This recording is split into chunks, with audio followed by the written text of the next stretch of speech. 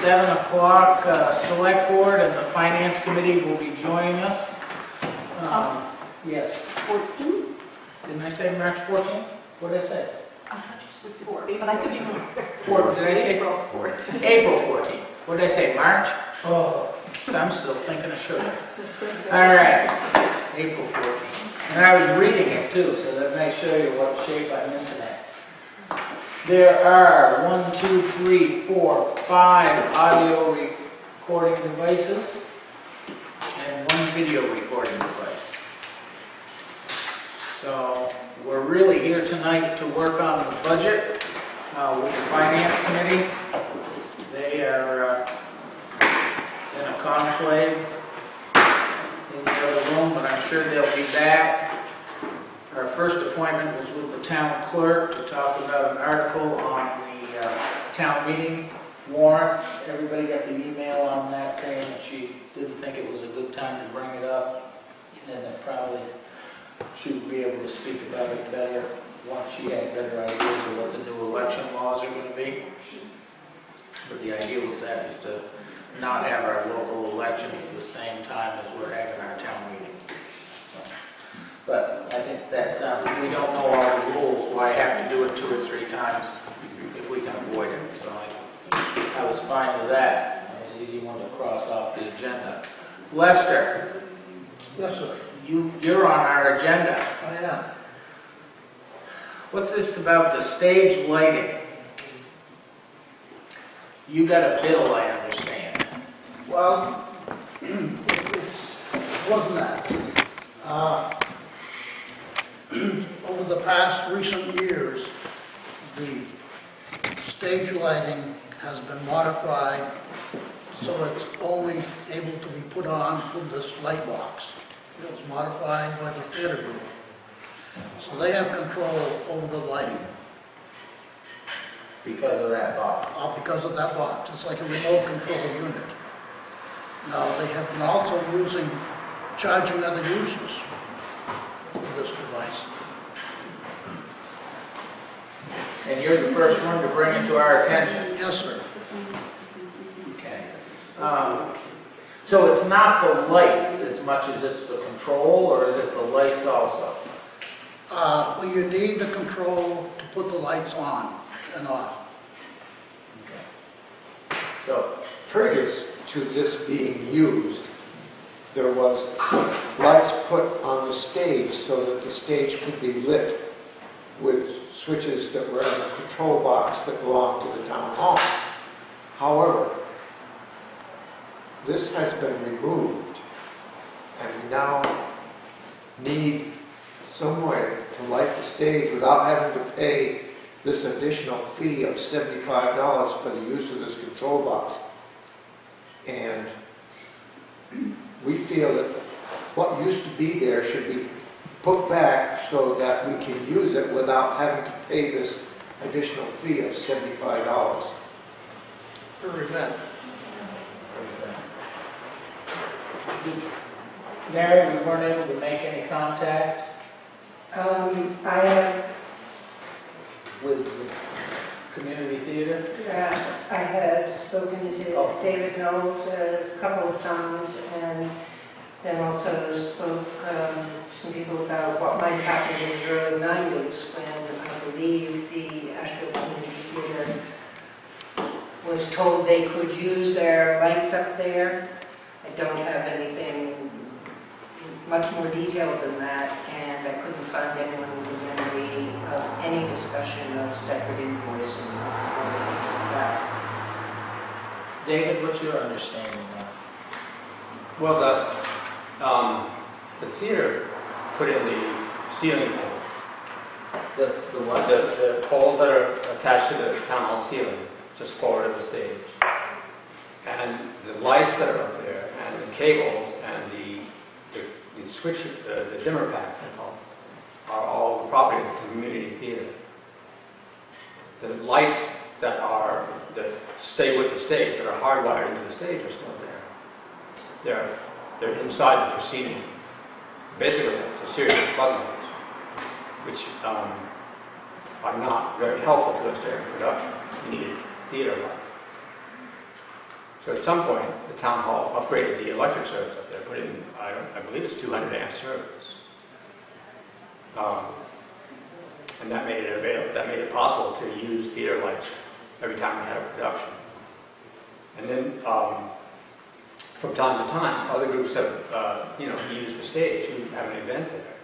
Find it useful to have theater lighting instead of the floodlighting that's part of the town hall equipment. So we make that available for a fee. So the town hall lights are still there. The lights that are on the ceiling on the property of the theater. I mean, it's all news to me, and I don't know when this arrangement, like I said, if other people have been paying this fee, certainly this is the first time it's come to mind. Well, the film festival pays it, and they use the lights, and when Nan has her Mardi Gras dances up there, she pays it. I mean, it's as though, if you wanted better sound equipment, you would go to a sound production company and they would bring in equipment, pay that fee perhaps, or if you need a buffet table or additional folding chairs, you would rent those. It seems to me the town paid to bring in enough service there to sustain the lights. Yes, but I don't think that the theater was meant to be I don't think they spent money on behalf of the theater. I think they spent money to upgrade a failing service panel. I mean, if it weren't for that, you couldn't put amplifying equipment up there, for example, for a band or a DJ.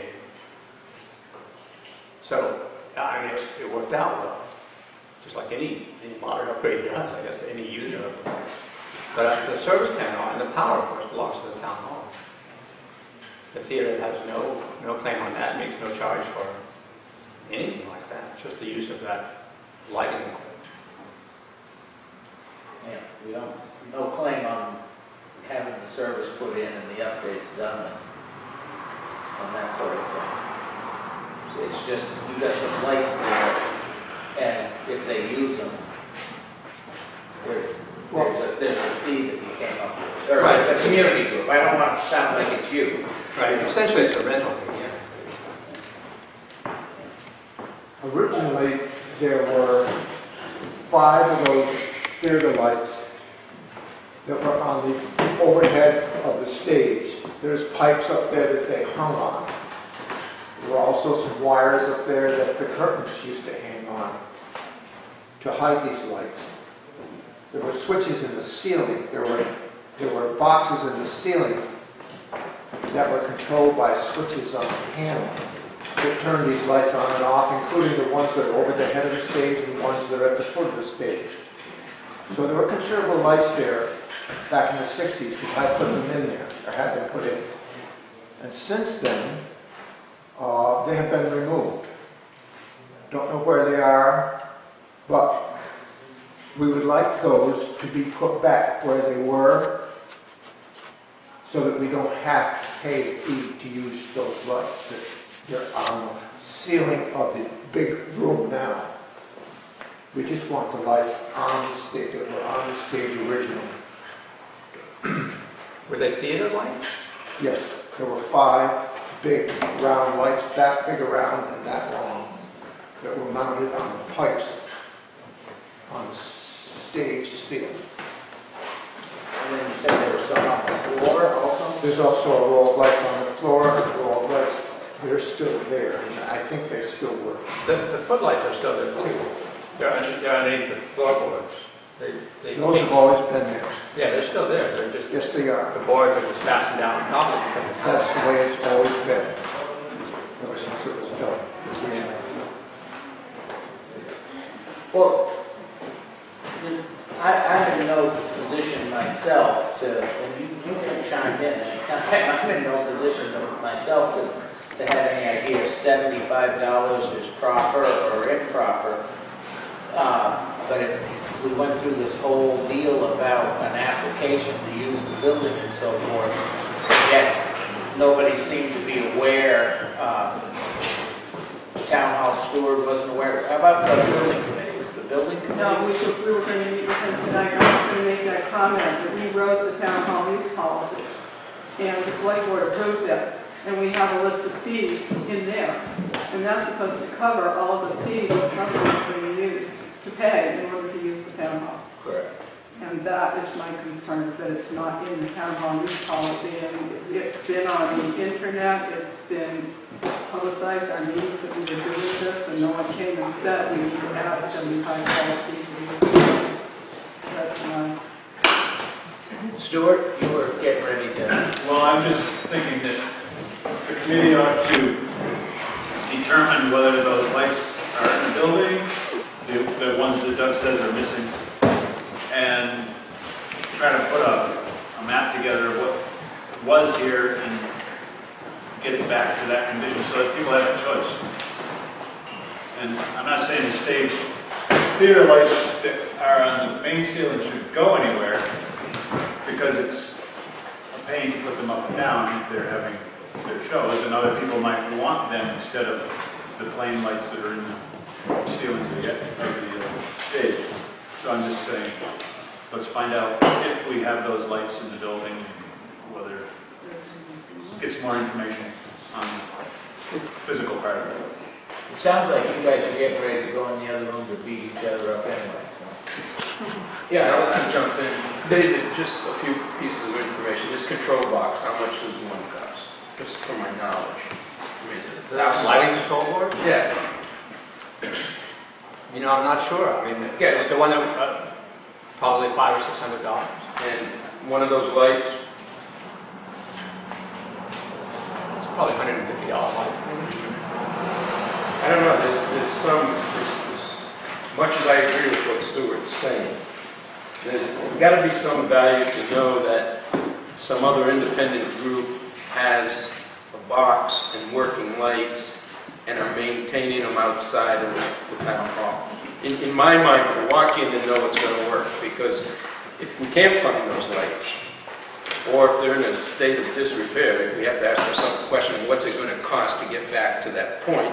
And then, are we going to be able to run it like we would like to? The control box is a nice thing, because you can be remote to the actual stage, whereas the other one, I know the switches that you're talking about, they're on the side of the stage. So I'd have to ask myself the practicality question of getting back to that. I mean, certainly the community theater has got to incur an annual expense for maintaining those somehow. It's a responsibility.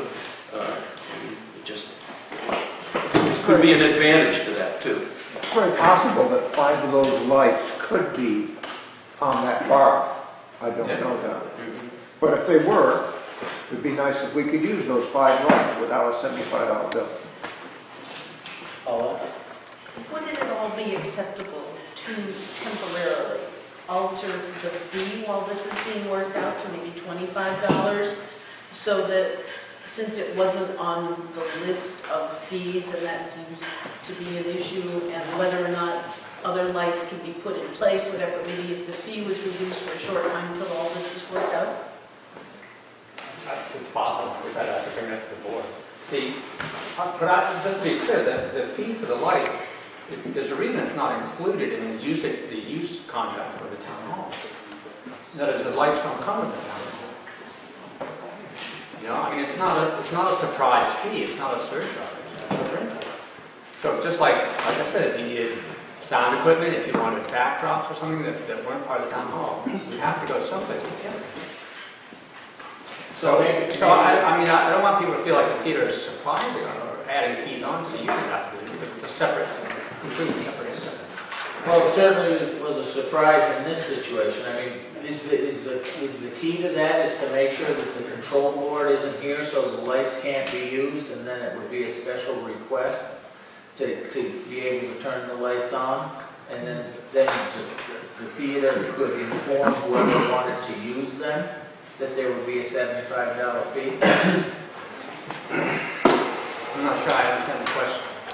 Instead of having it up there where somebody's going to turn it on and use it and incur the $75 fee, can the control board be taken, stored somewhere else and have to be hooked up so someone would know that $75 fee so they could be informed every night? I'd really like to see the discussion going is activities like this one that they got billed on. There was no charge from the town for the use of the hall because it was, the whole reason for that was to support the town hall and the community hall.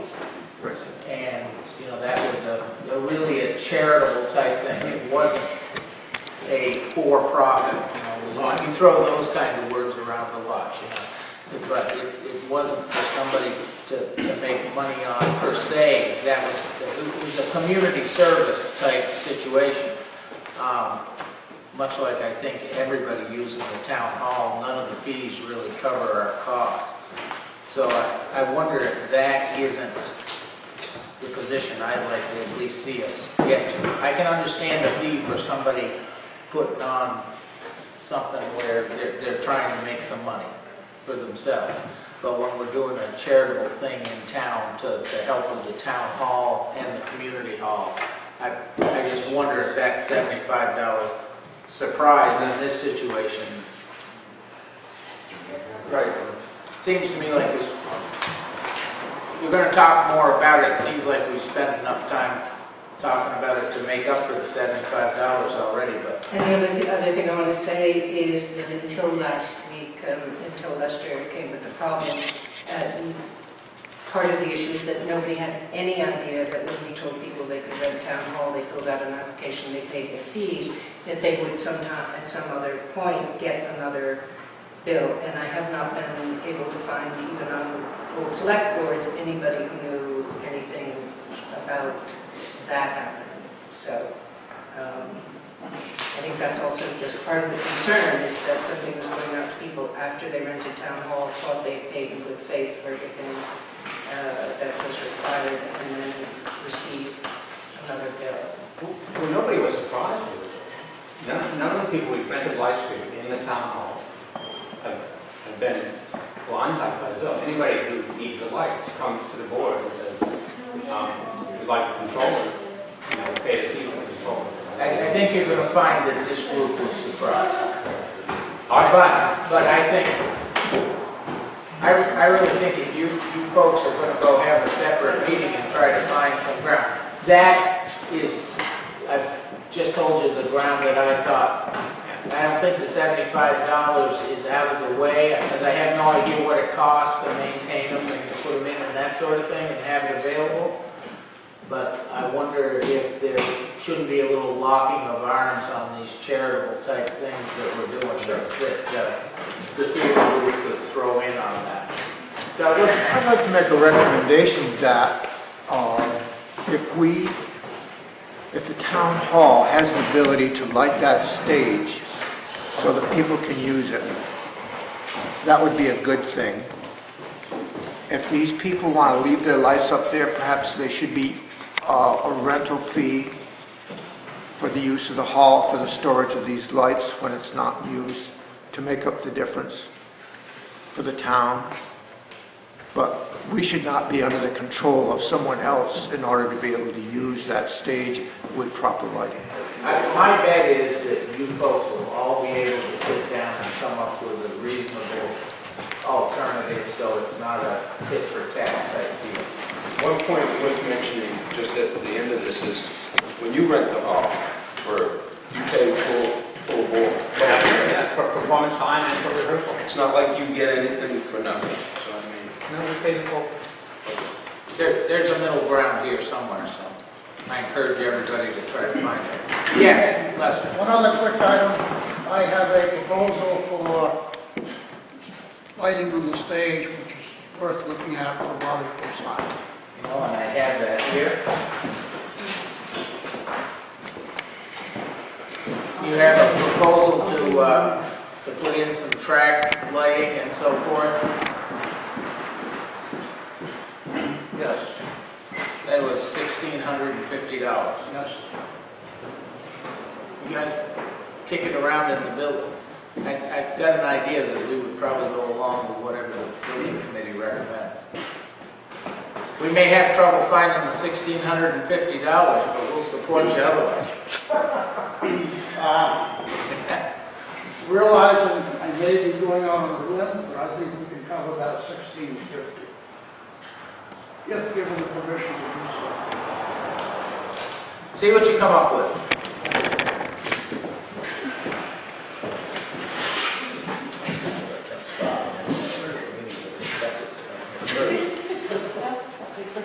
That makes us aware when we hear screaming in there. All right, so now we're joined by the Finance Committee. Thanks for joining us. You're welcome. Pleasure is all ours.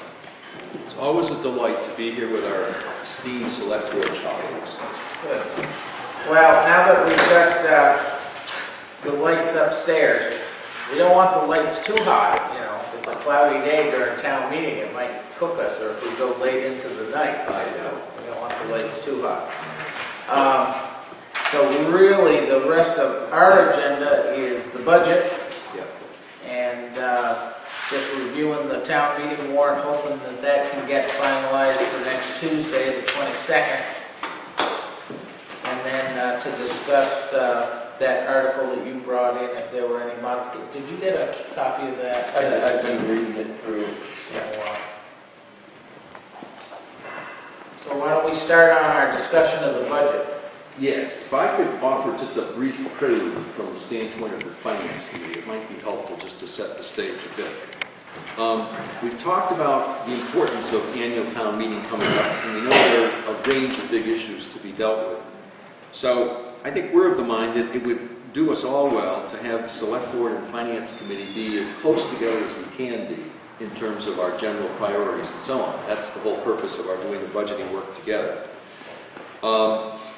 At the same time, we should be aware that our Finance Committee takes particular interest in the financial stability of the town going forward. So we're very mindful of our interest in staying between a guideline of, let's say, 10 to 15%. That would be the sum of our stabilization fund and our free cash. We think those two together ought to be in that range of 10 to 15% of the general fund revenues budget. And in fact, mindful of some potential contingencies going forward, most notably, I think, the Mohawk school system, given that this year we only had just under a 2% increase in our allocation of expenses there. We've often gotten hit much harder. And so I think mindful of that likelihood coming another year from now, and the fact that vocational education, which has spiked this year, is probably going to be at that sustained level at least in the coming year, next year, perhaps going up a little further.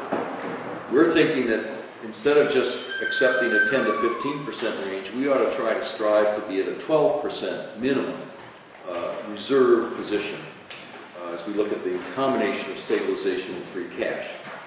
And of course, the question is, how do you do that? And so what we've tried to do is go through and think about potential cuts to the budget. So far, we've basically accepted all the department requests and just kind of enumerated those. And only a few cases have we kind of leaned back against some of those estimates. So we think that would be a good starting place. It may be possible to defer some projects, things like steeple repair, dam work, retaining wall. There might be other areas. Those are big projects that are going to be pretty pricey. And I don't know whether deferral is wise or not, but that's certainly in the cards, that we might look at whether or not those could be deferred without doing any serious damage. And, of course, utilize free cash. We're going to have to utilize some free cash. I don't think we can escape that. But I think the good news is we start from a relatively strong position, but nevertheless, we've got this $135,000 gap that's been identified in the spreadsheet right now. And I'm just going to offer this as a set of for instances or suggestions, but one place to start with savings might be this, and I would just offer this quickly. There's no need to take notes at this point, but I'm guessing you might get some $40,000 in savings in this fashion. The steeple, we might use the Fred Cross Fund to pay some $10,000 of that $30,000 we've talked about, and so we would only use $20,000 out of free cash versus the $30,000. This special project work in the town hall that's budgeted at $1,000, but it seems to me with extending hours and so forth for some of our town staff and putting them on salaries, do we really need that $1,000? Now that's small money, but it's maybe significant. Legal expenses, we doubled from 10,000 to 20,000 a couple of meetings ago, but the question is whether that's a bit generous. It's a 100% increase, and if it was a 50% increase, we'd still have 15,000. At this point in the year, we haven't fully expended the 10,000 budgeted for this year. And I know that one year isn't a direct copy of the other, but you might save another 5,000 there. The general highway, we went from about 95,000 up to 110,000. And if you went to only 100,000, you'd still give that a 5% lift, and we could save another 10,000 there. The winter roads, we went with the idea of 105,000 being the 3-year average, which we thought made a lot of sense. But given this is a transition year, and winter roads budget so far has got about 17% of the money left in it, or $17,000 left at this time of year. I know we augmented it, but you might argue for a transitional year we could whittle another 5,000 off of that. And then finally, the retaining wall, we might defer that, $9,000 that we're talking about. Whether we need that at this point, I'm not sure. But if you total all that stuff up, I come to about $40,000 in savings. You know, whittling here and there. There might be other places, and maybe these aren't the best, but that's illustrative. And if you did that, the $40,000, you'd have, compared to our current ask, which is $4,391,000, and you deducted $40,000 in these savings, you come to a budget, let's say, of $4,350,000 that we would try to afford. And 12% of that is $522,000. And if you left stabilization of $417,000 intact, it means we would need $105,000 balance left in free cash when we're done using free cash. To maintain the 12%. To maintain the 12%. And so we would have, compared to our current free cash position of, now would be 166,000, because remember we took some, we used the Fred Cross money, let's say, $166,000, take away the 105 we want to be left with, we'd have about $61,000 of free cash to use to clean up that gap. And the gap is actually a bit smaller now, and so we're moving, I think, in the right direction. So, again, this isn't a hard and fast position, but it's suggestive of ways in which we might do some trimming, we might do some deferrals, we might do some use of free cash, but try to get to a point where we've got this thing put together and still retain a healthy set of reserves for the future. Does that seem like a reasonable summary of what we talked about? Can I make a couple of equal following comments? Yes. Okay. Tom, Ron, Paulette, you know, we're attempting to bridge about $135,000 gap based on what Ted presented. It looks like if we were to intelligently come together on a combination of defer, reduce, and utilize our revenues to a safe degree. We could use $52,000 of free cash. That would be our recommendation. That would reduce the gap to $83,000. I want to just comment on that. Looking ahead, there are a couple of things that we know. I've already given you a report in writing. I'm not going to repeat anything that was put in writing, but Volk is obviously the big problem for the year. And the number that's in the budget right now has virtually no pads. Our current year budget has 4 pads. This year, we've had 5 surprises. The last one just came in.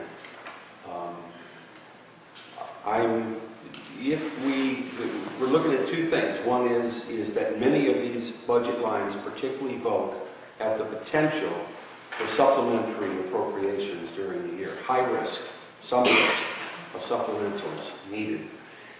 And when you know that, if you know that, you want to make sure your contingencies are sound enough to protect the town against them. The second thing is looking at the Mohawk numbers, and of course we don't know what next year's numbers are, but we do know some numbers, and we know what those enrollment numbers are. We know the numbers that we're losing off the top. It's a 5-year enrollment average mechanism. 1 year ago, we could forecast that Mohawk might be doing a little better in comparison to the other towns. These numbers suggest that next year we might be doing a little worse. Of course, the big numbers are yet to be put in, what the total budget is, what the revenues will be, what relate to the regions and so forth. But there are these signs suggesting, if it were my brothers, if I was a professional, as I once was in municipal finance, I'd say on your 10-15 range, which is pretty well accepted throughout the Commonwealth, for smaller communities, you want to be up toward the higher end. We ought to be up at 15. I think currently, right now, we're at a 17% contingency.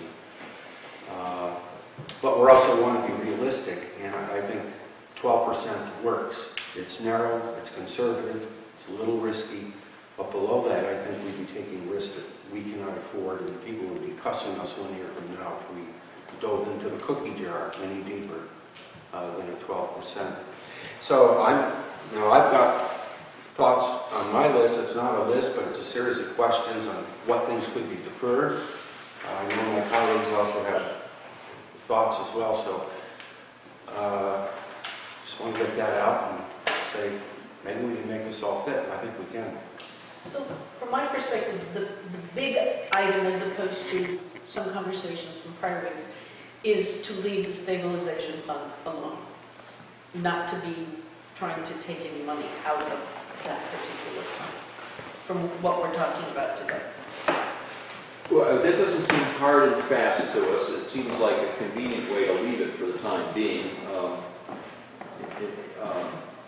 You might go in for some portion of it, I suppose, but insofar as being able to do what we need to make this all balanced without using stabilization, I think that's desirable. Stabilization is kind of the most secure reserve we've got, so it takes 2/3 vote to get it out. And I'm imagining if we did a combination of these things, we wouldn't have to touch the stabilization. If that's our going-in position, you might have different views about that. I was just making sure, that's what I was understanding, so I was just trying to clarify. Well,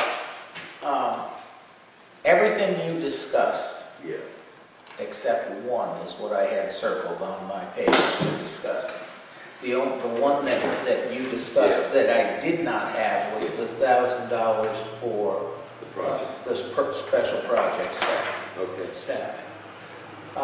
And that really is, that's money that gets used to help get the town report together and so forth. So that's extra staffing. You might see the note off to the right there.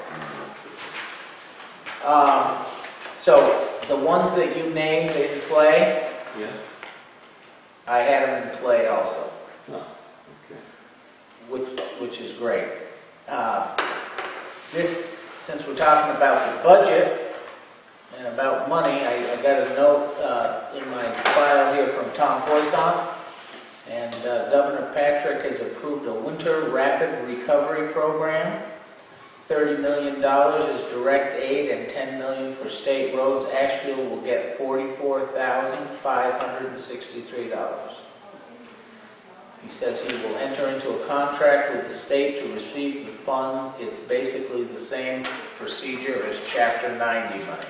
But it doesn't compete with Chapter 90? It does not compete. This is a separate program. So the winter, we have a chance to recover $44,000. You could use it to supplant. I think a lot of it's going to depend on when it comes in. Should we count on it? Once the contract's signed, we definitely will count on it. It's just how fast will it come in? This is called a winter roads supplement. This is it's listed here as the Winter Rapid Recovery Program. It said Ashfield will get $44,563. And Asheville's obligations are? We've already spent it. We need to fill out a contract, just like we do with Chapter 90 money, where we go and we don't get Chapter 90 money until we spend it, and we have qualified expenses, and then when we send in the contract, they reimburse us. Sometimes it's in 45 days, sometimes it's in 95 days. remember that, is the state on, the state's not on the same fiscal year that we are. Yes, the federal government is not the same fiscal year. So they may really want to get that out. So would that go in as a new form of revenue, a one-time supplement to revenue, or We'll have to reduction see. in It expense? seems to me I'll have to see the details on it when the contract comes. Yeah, It may just flow right back into winter roads. yeah. Well, that's a good surprise. So how do It's you, a reimbursement. how do you? So it's nice to know that $44,000 is coming one way or the other. I think your 12%, your discussion about 10 to 15% is great. I think 12% is right on the money. I don't have a problem with that at all. My question is, on what day do you figure that? Okay? Do you figure that every day of the year? That's hard. That would be very difficult to do. But if you figure that on October 1st, after we get our free cash recertified, because if we don't touch stabilization and we happen to get certified for $250,000 worth of free cash, we'll be quite in excess of your 15%. There's two And I do think that there are, politically, that there are a great number of people in town that say it's great to set this money aside, but when we can't do anything else, we save that money for a reason. And I think you have to be aware of that. That, you know, there's not to be $600,000 that nobody can ever touch. So at some point, and I'm not promoting that it be thrown around, Right. but I'm, you know, this idea that there's these absolute thresholds to set 600,000 or 500,000 or whatever it is aside and never touch it doesn't really serve a lot of purposes. I'd like to speak to what you said. You make a good point, Ron. And I think that as town managers, officers, the answer is, as is the case with regional school districts, you look at it twice. You look at it at the time prior to your annual town meeting, and you base your decisions upon what you know and what you can count in terms of cookie jars and cookies in the cookie jar.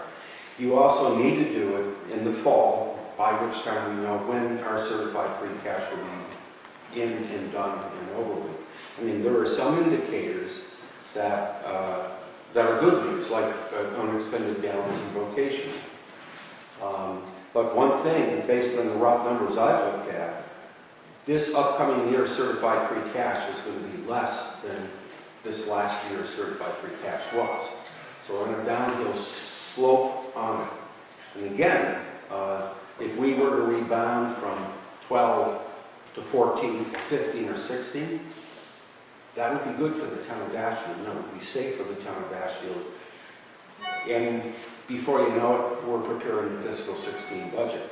The other thing we've got to keep an eye on, and this I am just getting exasperated personally, and I know my colleagues share my pain, and that is, have you been looking at the cherry sheet year after year after year? We're not seeing proportionate increases. Chapter 70 is what? Which is funding our vocational, has been flat now for what, Mary? 5, 6 years?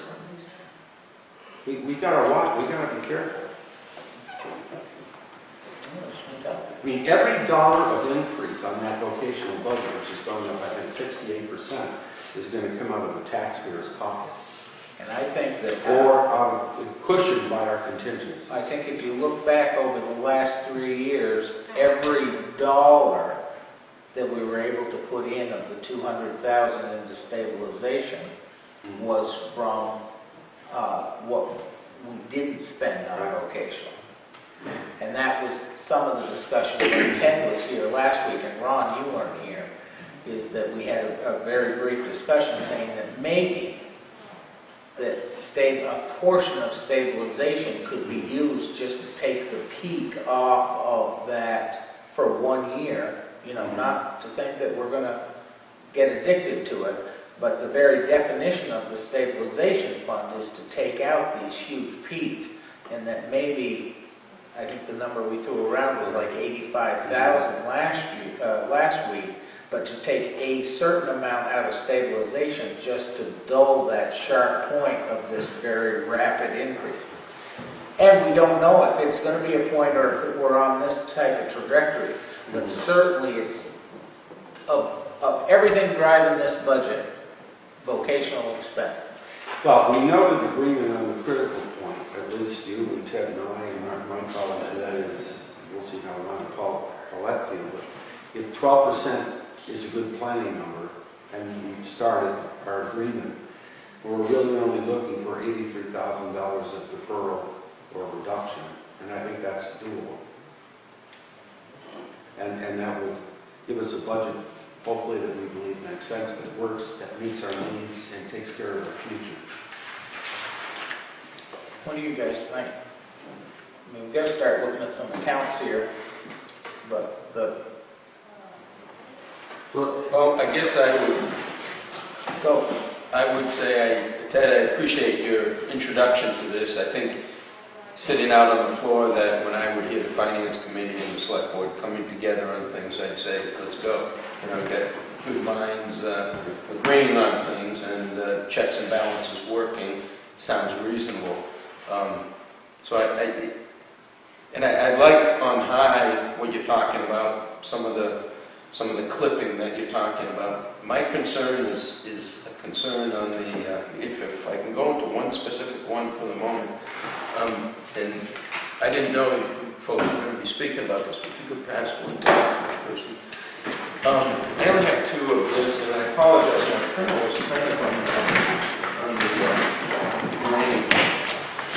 But this is the field retaining wall. And Alvin keeps reminding me that we need to take the word Sanderson out of the conversation, and it's just called the field retention wall, okay? When we refer to that spot up there, it's the field.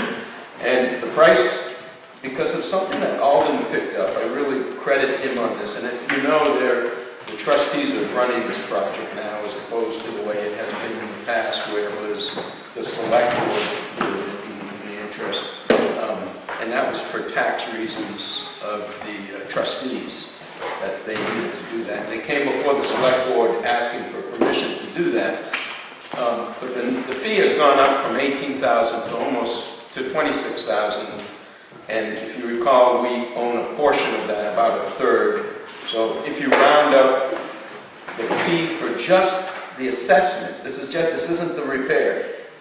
Our liability is $9,000, and I'll tell you why it went up in just a second. It's a third of, say, 27, it's 9,000. Big numbers I'm talking about.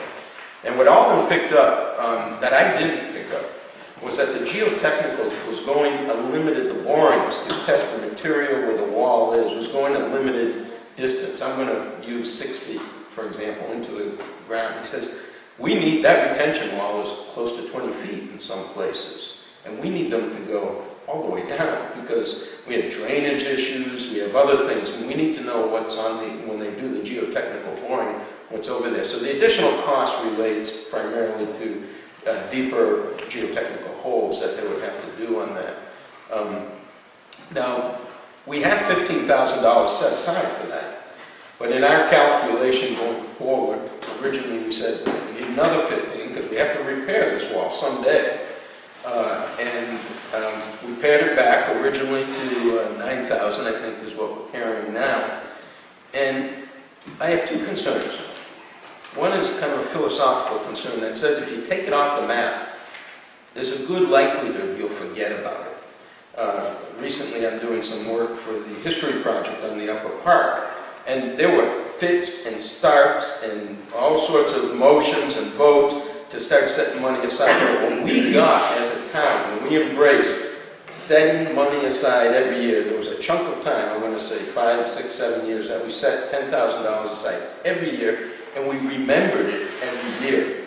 Now, I don't think the amount is as important as setting something aside. My concern, that wall, if you walk out there behind the auto shop there, is it's like this. it will fall. And when it falls, it'll be an emergency. I mean, and we can't say, now, we don't own that part over there, that's the trustees, right? But we are joined at the hip because we have a third of this thing. And it is of a concern. Our third is in the best shape of the entire retention wall. But when it falls, when it does go, it's not like we can say, okay, let's spend the money. We got to go to a special town meeting. We need this. This assessment is critical. We have enough money to do the assessment. But I think dollars, whether it's $2 or $5, $1,000 needs to be put in the remember slot. Because when it does go, someone will say, well, why are we looking at a $60,000 bill? This year, we forgot about this. You know, it fell off the radar. So it's a concern of mine to keep a placeholder there. And it might not be the full 9. I'm not arguing that because I understand the need to trim. But I do think something has to go there. And I would offer $4,000 and recover $5 from it. Just something to keep us in there. Could I ask a question? I see the proposal submitted to the trustees. Right. And since I was at the meeting when the engineers were here, and that was a great presentation and so forth. And I don't know if you remember some of the questions I had for all of them, but I think it was sort of a revolving consensus that this was going to be a joint undertaking. Right. And later, I shared with our board, you know, I almost see the trustees as better equipped to take the lead in the project than the town would fund them, because you can get around prevailing wage when you finally get to the point of construction. That's where we are now. Okay, and that's where we're at now. Now, the money set aside plus the 9 will give you just about enough for the study, right? Oh, no, we No. have more. We've got We have 15,000 plus 9 now. No, minus 9. You'd have 6. Oh, I'm sorry. The study would cost $9,000 to do. Okay. Our portion. Our portion of the study. Good point. Okay. So there's 6 left. So the 15 set aside in fiscal 14 is for construction purposes? No, study purposes. Study purposes. And the $9,000 currently appearing in FY. Construction. Oh, it's for construction. Yes. And You don't know what. and that would be put with the 6, approximately Left over. 6 that would be left over. Right now, what is your current agreement with the trustees as to cost sharing, A, for the study, and B, if you look at cost sharing for the project? I can give it to you on high. My words with Alden was that for the study, the costs are relatively linear based on how many feet of wall you own. Okay. Because it's just an assessment, there's the topographic information. So if they own 2/3 of the wall, in my mind, a fair approach, equitable approach would be 2/3 of the cost goes to them. However, in construction of the wall, since our portion of the wall is in much better shape, I would imagine we'd pay, until the assessment comes in, I don't know, but we would pay much less than 1/3. But I don't know that. I'm not a geotechnical engineer or a structural engineer, so I'll only speak for myself. I'm satisfied with what you said. And making that, putting a little off and keeping a little in makes sense to me. I don't know what my colleagues think. I think it's a sensible approach. It's a sensible approach. Yeah. And I take your point. There's something that we need continuity on this project so that we don't lose track of it. You could argue that the $6,000 alone left there after the study would be reminder enough. There's an account line that's got some money in it. yeah. To add a little bit more, I don't think is the wrong way to go. We should, I think, look at some other items as well, and see if we can do some similar kind of trimming. But we're talking about this account. I understand. Can we go and change that, figuring there'll be 6 left after this? Yeah. Why don't we put down, instead of 9, we'll put in 4, and that'll give us $10,000. Yeah. There's $6,000, so you're 40. Any idea how much it's going to cost? Or, I'm sorry, $5,000. No. None. We have to remove trees and we have some structural work. Until that assessment comes back and we select a methodology for it, we really don't know. Does that make sense to you, Paula?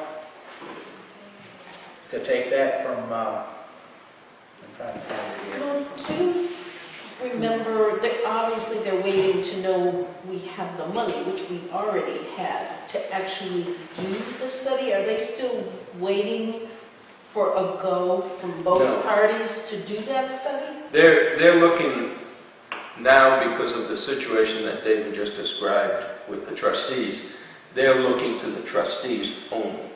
And Alden is coordinating with me to report back to us. So the problem with the former proposal was it was only doing these shallow geotechnical ones. So Alden, before I went on vacation, was pushing them for, we got to go deeper, and this is the new proposal. So as soon as we give them, you know, I mean, I don't know if we need to give a formal nod on this, but I would assume we have the money set aside for it. That when Alden says he has authority to sign, that we're backing him for our 1/3 of this. Okay, so I guess that leads me to sometime over the summer, perhaps the study will get done. Yeah, it should start soon. And the next issue would be, does everybody have the money? So even if we had all the money in our pocketbook, do they have it for the field? Well, he Or was talking, might there be a delay there that's going to take an extra year? well, if the wall was standing up straight, then I would say, let's not worry about that. Let them get the money and we can incur that delay another year or two or something like that. But he's talking about some possibilities, and I can't recall what they were, but they were very large grants that he could go after and do the whole wall with grants possibly. So that would be very nice, but my only concern is the fact that the wall could tip over tomorrow in parts, and I'm concerned about that.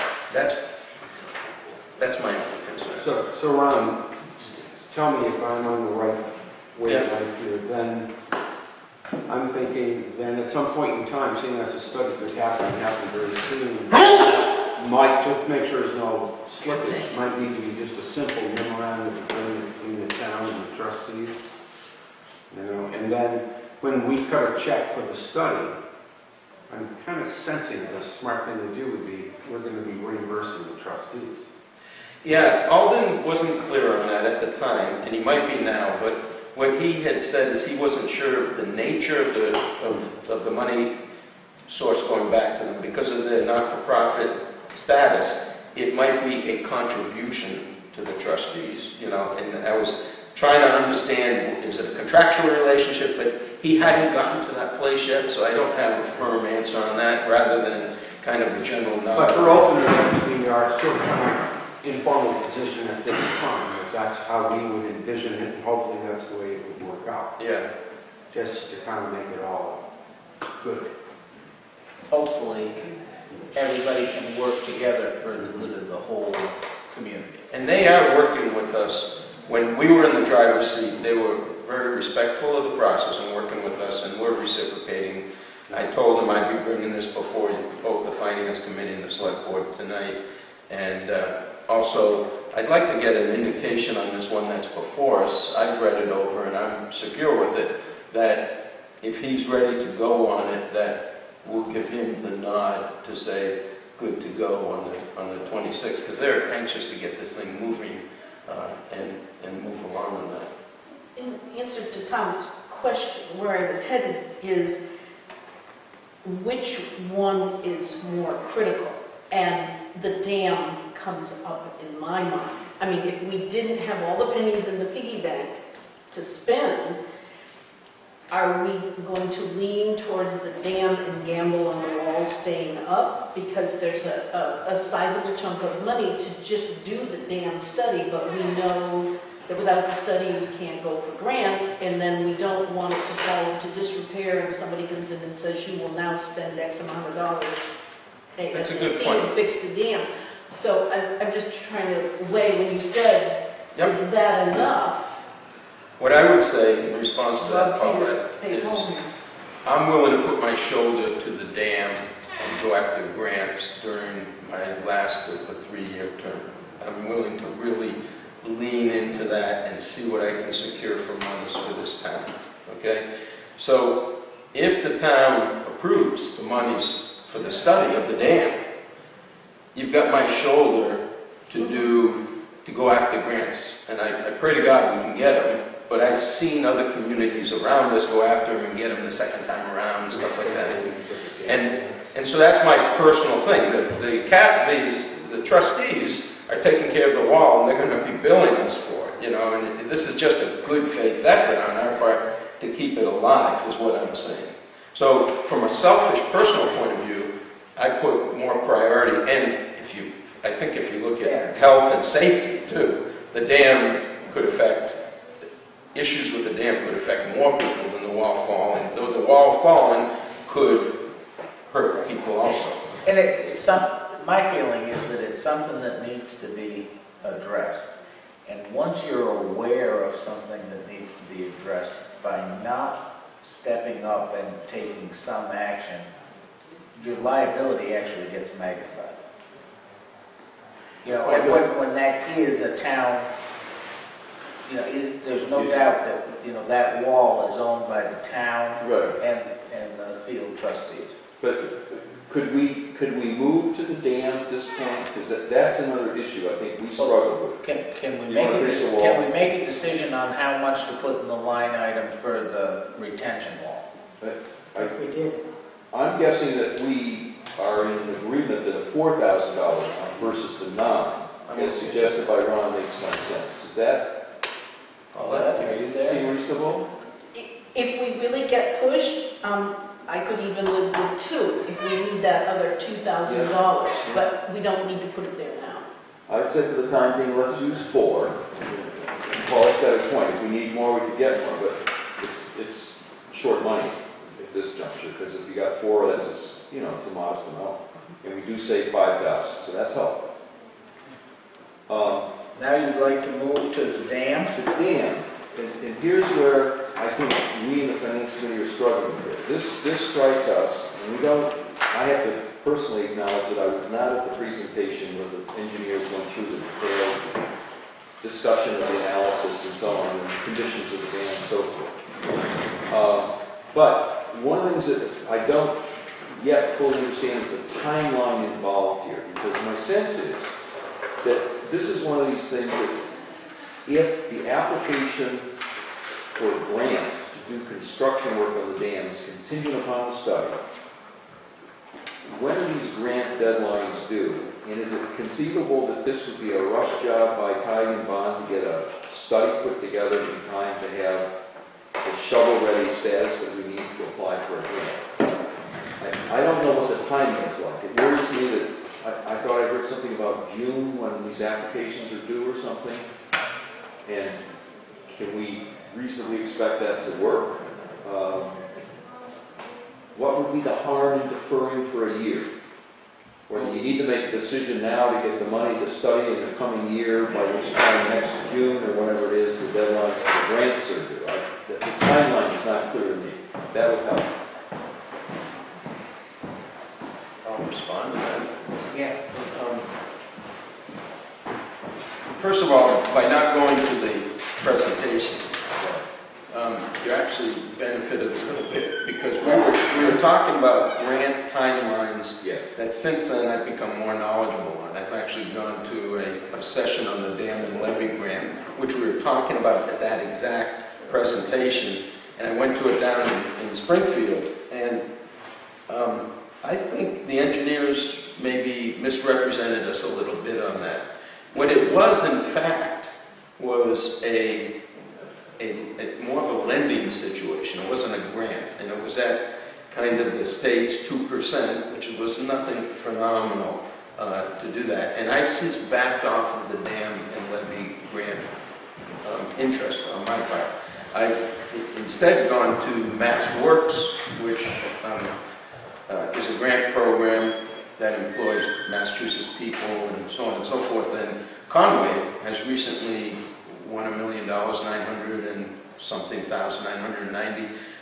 They didn't get it the first year, they got it the second year. And they're doing all sorts of renovations to an athletic field there.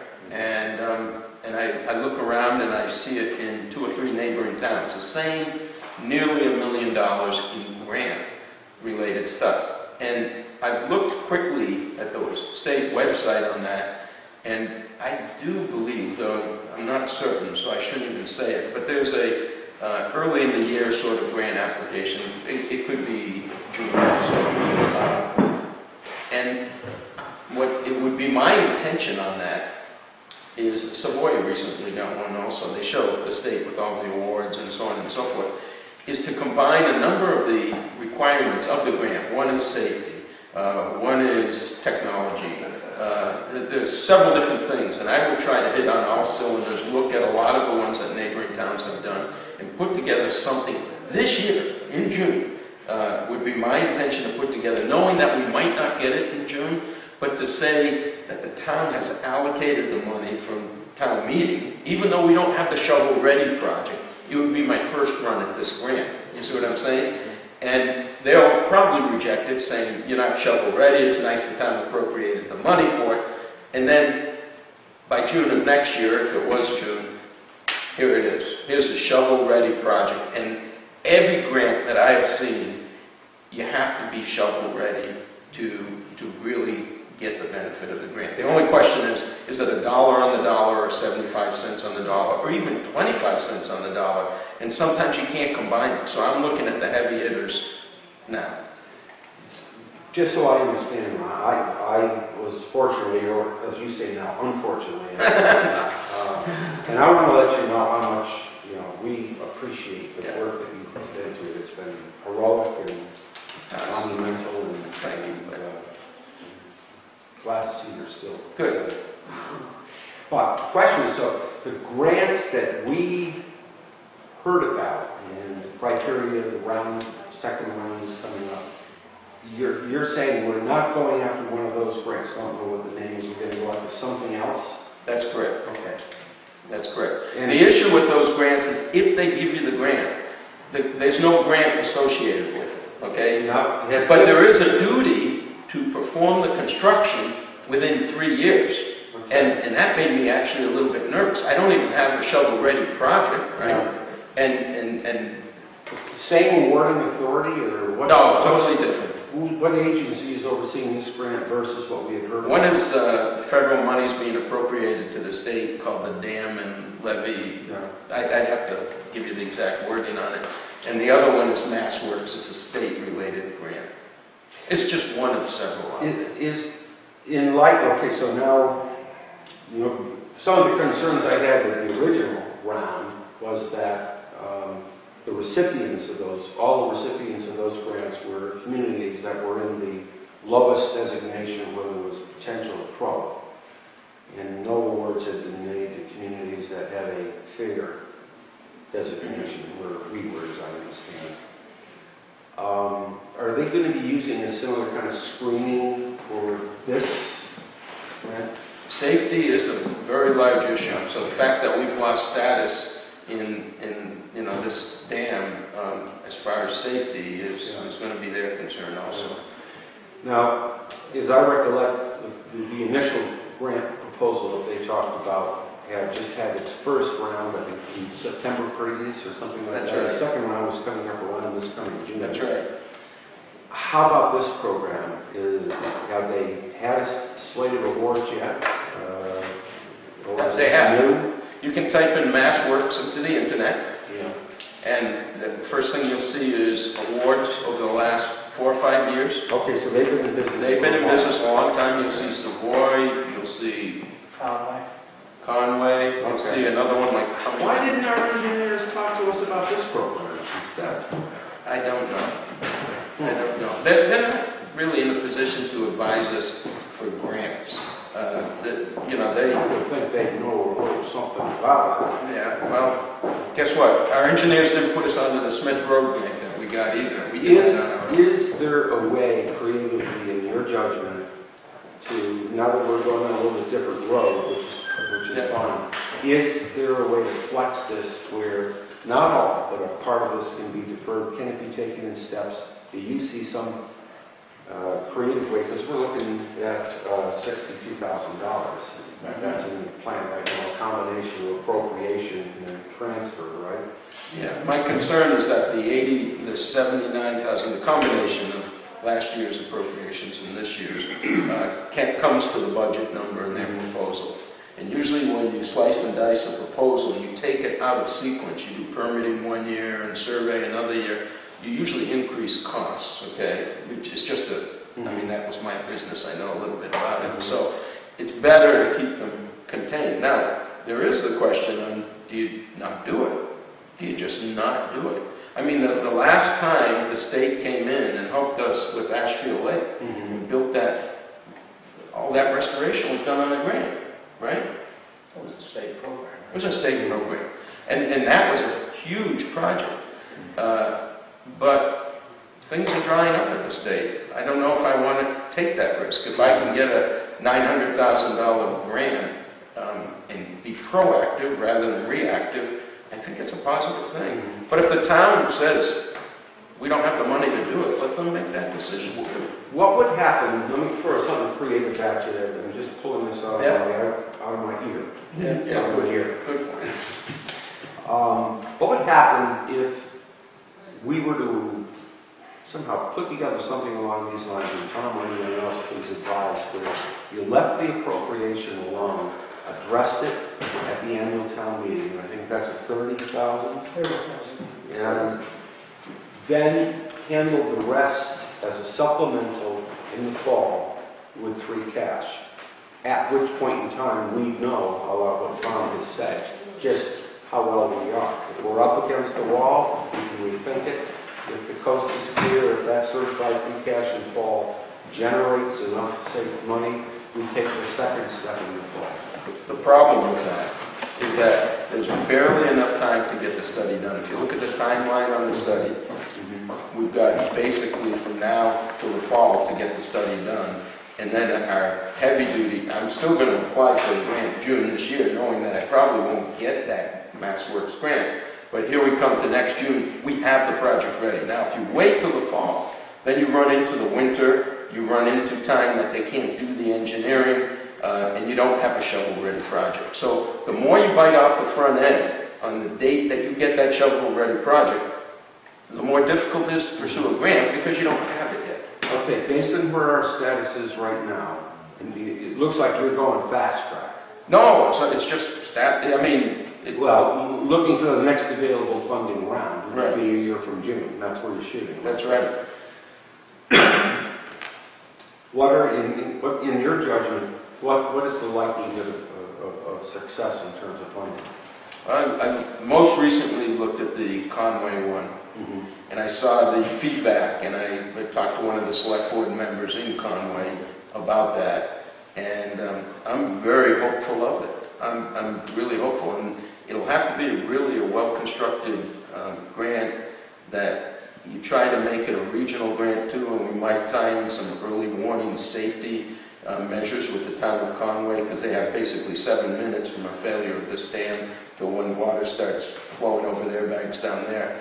If I can tie in for not a lot of money, some early warning system there, make it a regional grant, you gain points from the granting authority. So I would try to combine as many things as I can to meet the needs of what we're facing up there.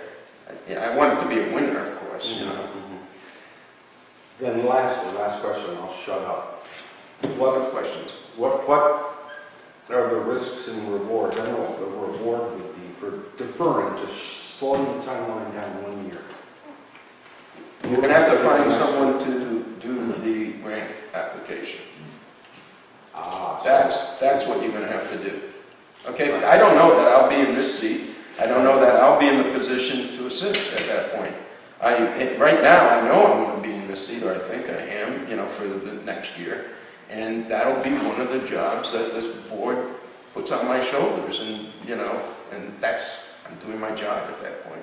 I don't know what I'm doing 2 years from now.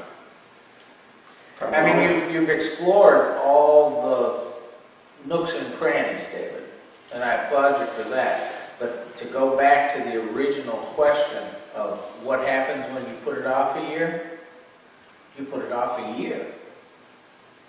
You know? Right now, if we move full steam ahead, to get a grant, we'd be looking at fiscal 16. Yeah. If we put it off, we'll be looking at fiscal 17, at probably higher cost. I don't see engineering costs going down over They time. never do.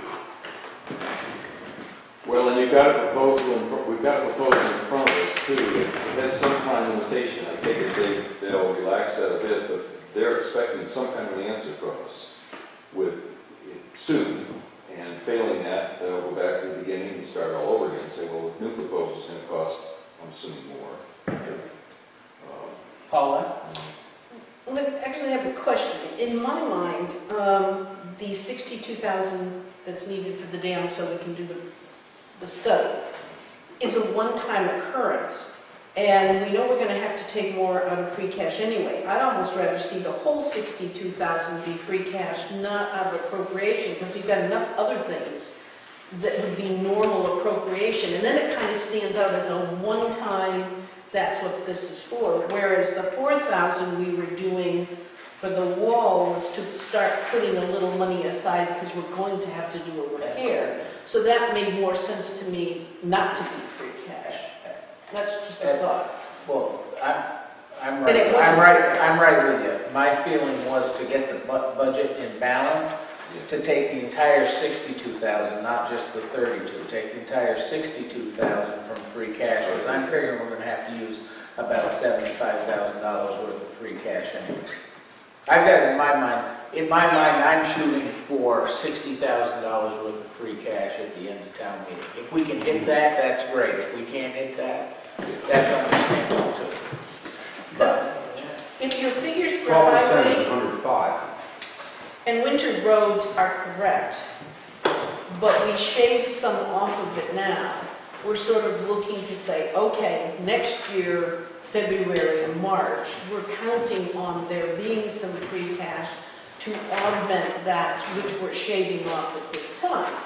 And there probably will be some. We don't know what it's going to look like, but you would think if you shave a little off there now from the day to day, that you'll be okay for getting more sand and the winter roads and all of that next Well, February. and on that token, what's the winter rapid recovery money? How are we going to take that in and account for it?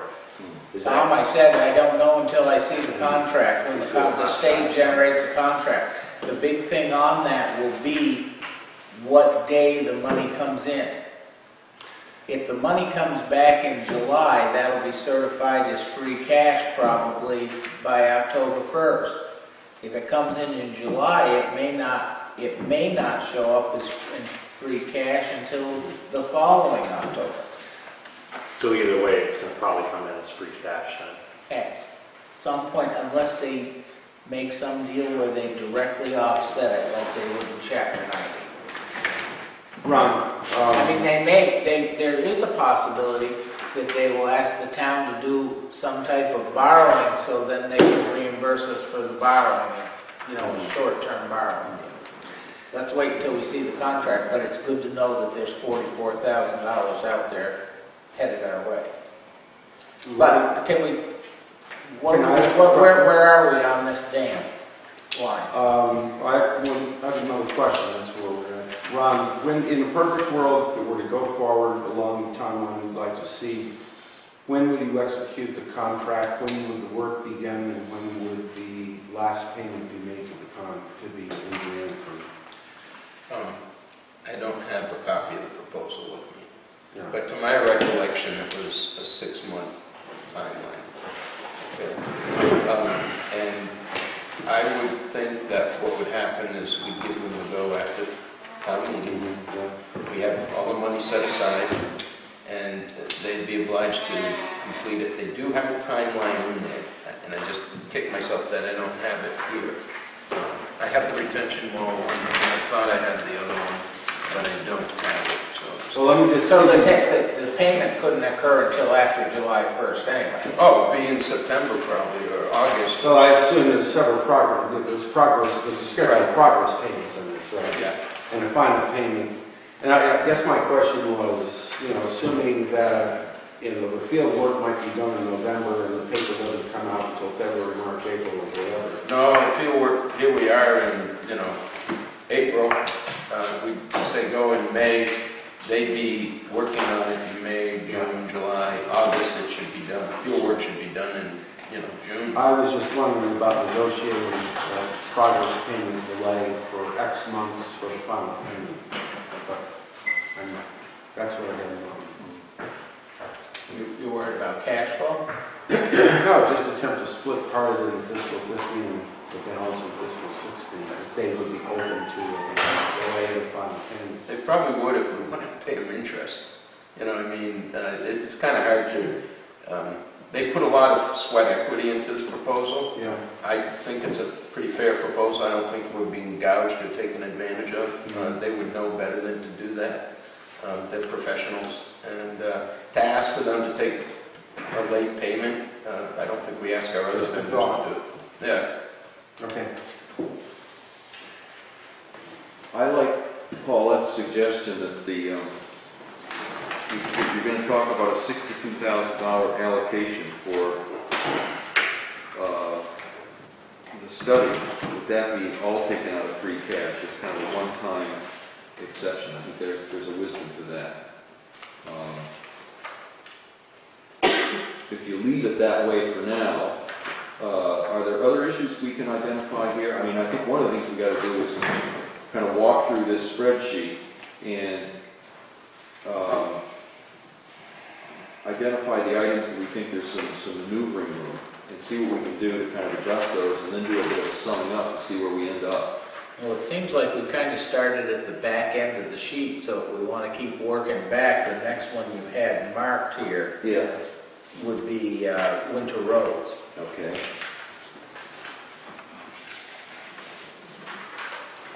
Lester, We, if you want to bring us up to date on how it came, I didn't see any blood on David when no, it came out. it was a fairly well-matched tag match. Yeah, okay. So we wrestled things through and we're all set. Okay. And the show will go on. The show will go on. On the 26th of July, of April rather. My only concern is I don't know if Paulette will be available to do the poke. It's gonna slow down that poke a little, that's for sure. But we're all set and we can work on the issues when we have less pressure. Okay. Great. Great. Appreciate it. Thank you, Lester. All right, so what do you want to do on winter roads? I mean, do we play with mirrors and kind of underfund that? And it wouldn't be the first time we've done that. That's right. You talked about decreasing it by $5,000, is this $44,000 possibly coming from the state? Want to make that decrease a little higher, Ted? You could do. Again, I don't know how the $44,000 is going to flow in and how we apply it and so on, but even without the $44,000 under consideration, if you took the winter roads, which is, what do we have, 105 now? And I said maybe take 5 off of that. If you took 10 or 15 off of that, you're in some ways doing a more generous funding than we have in recent years. You can argue that, going to David's point earlier, by the time we get to probably a necessary special town meeting where we're going to have to plus that up a little bit, we'll have a better fix on what free cash we receive. And for the time being, it may be kind of a convenient or reasonably expeditious way to kind of cut through to see if we can't get this thing in better balance. It's not a perfect solution. It's a little bit of smoke and mirrors, I know. Use the same principle I was asking Ron about, apply it here, bring it down 10,000. You'll have likelihood of a supplemental, but you'll at least know your resources better at that time. It all depends on what you want to do. You're talking to us, and we spent quite a bit of time talking and agreeing on having these reserves. Right. But in my mind, when you underfund these budget items, thinking that you're going to have a supplemental to make that up, you are spending the reserves before you even know what you've got. Okay, you're talking about future income that you're not even sure of. So that's why it may not sound just right, but it is a bit of playing with mirrors, and it's not the first time that we've done it. The $105,000 is not just a number pulled out of the air. Okay, it's a 3-year average of what we had for expenditures. Correct. I still think, again, we have intentionally over the years used the very approach that we're talking about here. So there's another option, I'm not going to go there. Well, see- You still think what? I still think it's a rational approach to help make it fit.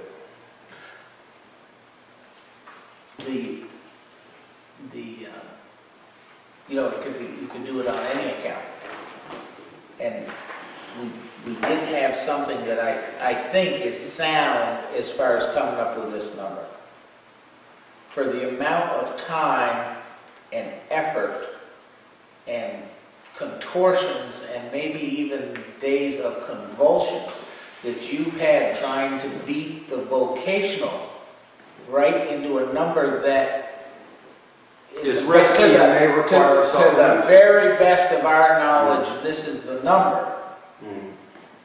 Well, yes, I mean, to take it to a totally different extreme, if we're off by $80,000, why don't we just, you know, we could cut the school funding by that, or we could cut. what would you recommend for winter roads? What would you recommend in town? I think realistically, I don't think that I do not think the $105,000 is unrealistic. The reason in the past for cutting it is, well, that is the one account that we can overspend. We'll leave it at 105 for now. Let's stay with your logic long enough to say, leave it there, and we'll circle back to it. What else have we got? Gotta get this all. I mean, what are the other board members? I was thinking that if we bought, I think it's important to buy into the concept of the 105. Yeah. To me, it was derived at the time we're sitting here, and we're only fooling ourselves every year when we don't take that 3-year average. We could argue about averages and do a 5 or 10 year, but this 3-year average kind of makes sense. Then, if we could do it and be transparent with this $40,000 inflow that we're expecting, and I don't know how everyone feels about it. You call it smoke and mirrors, and it is a little bit, but I mean, that letter seems pretty certain to me, and you took $30,000 off of that in anticipation of 40 coming in. That seems like a pretty significant thing. I'd rather approach it that way than to deny the 105, personally. We've got 2 big items on here that are coming out of free cash that are one-time only. $24,000 for the radio system in the tower and the 62. What if you took that out of the stabilization, which we said we didn't want to do? If you took that out of stabilization as a one-time only hit, you're going to leave more money in free cash, is my guess, and then would it work better for moving these numbers around and being able to leave the 105 and where you think you really ought to be, so that come next year you're not saying, oops, we're short that money because we know we shorted it and we're counting on free cash?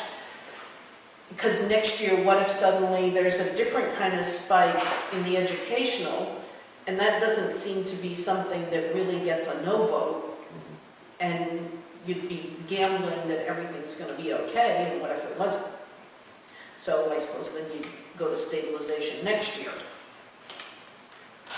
Well, are you suggesting, Paul, that we do 2 items out of stabilization? Conceivably, because they're one time only. And they're not small money. It's not like they're $5,000 each. It strikes me, if we were going to go into stabilization, I'm going back to something, I think it was Tom, or maybe it was you that said it last time, that we'd be better advised, instead of doing multiple takes out of stabilization, to do kind of one thing only. And I would pick the biggest of these, let's say if it's the dam, $62,000, Yep. invade stabilization for that one purpose, knowing that it's a big one-time expense. And then work the rest of the things through free cash, I think. Because I think when you're done, you're going to have less than your 12% if you're going to leave everything else as is. Well, I think that's right, and that's still, an issue. We think 12% is the minimum we ought to have. You can fudge this stuff around a little bit, and we've got some scenarios that might be 11%, 11+%, but 12% seems to us a prudent thing if we can get to it. And the fact that we got some savings in this new 44,000, that's kind of a pleasant surprise. I don't know if that helps us a bit towards this whole goal. Tom, could you send that number down? It's just a note, it's just a note from Tom. I read it to you exactly as though, it was just a note that he was informed of $44,000 was coming out. 10% stabilization. 10%. I'm assuming we cannot look at that 44,000 as an estimated receipt.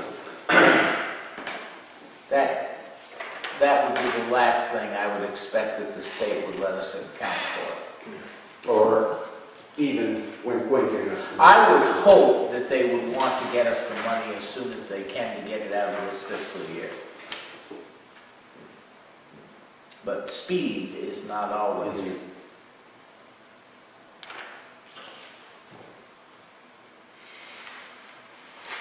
Well, let's do this.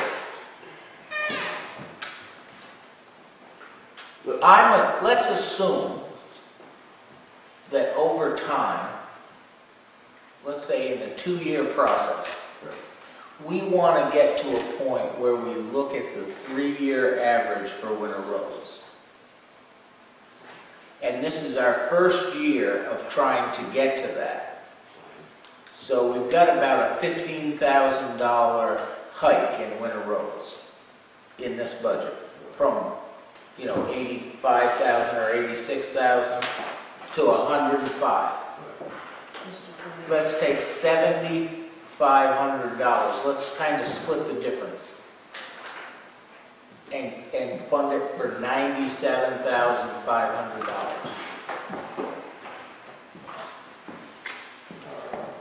All right. Thinking that next year we'll look at that 3-year average again and try to fund 100% of it. Tom, my question to you would be, what happens, and I thought that was a letter, my mistake, but what happens when the 40,000 comes in? What happens? I really feel that you're going to find that in free cash. Okay.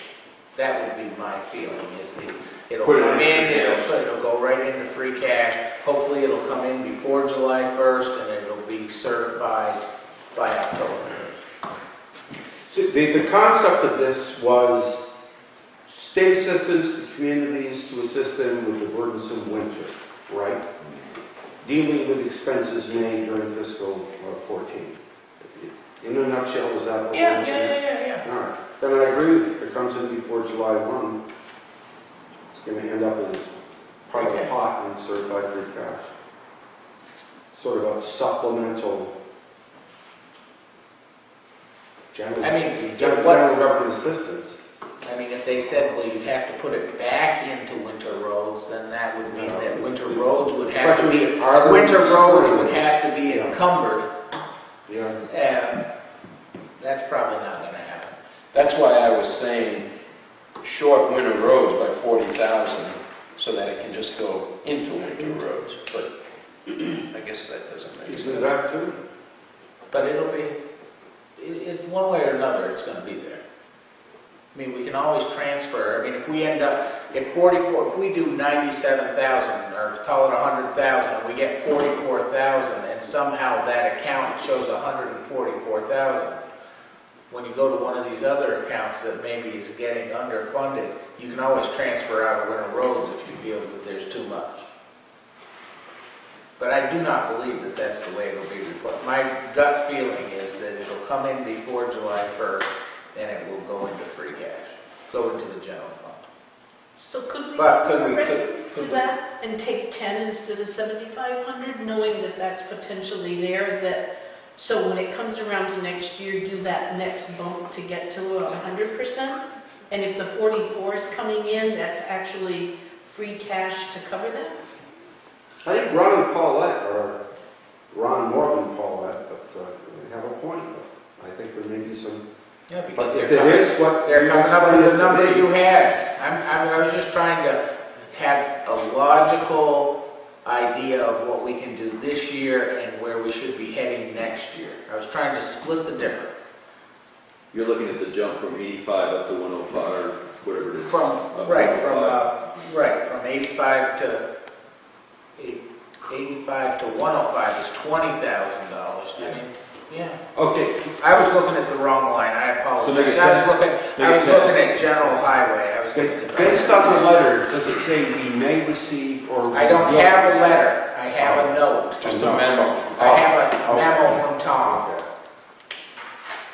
So let's do the splitting the difference and say, in the logic is right, we're trying to get to a 3-year average.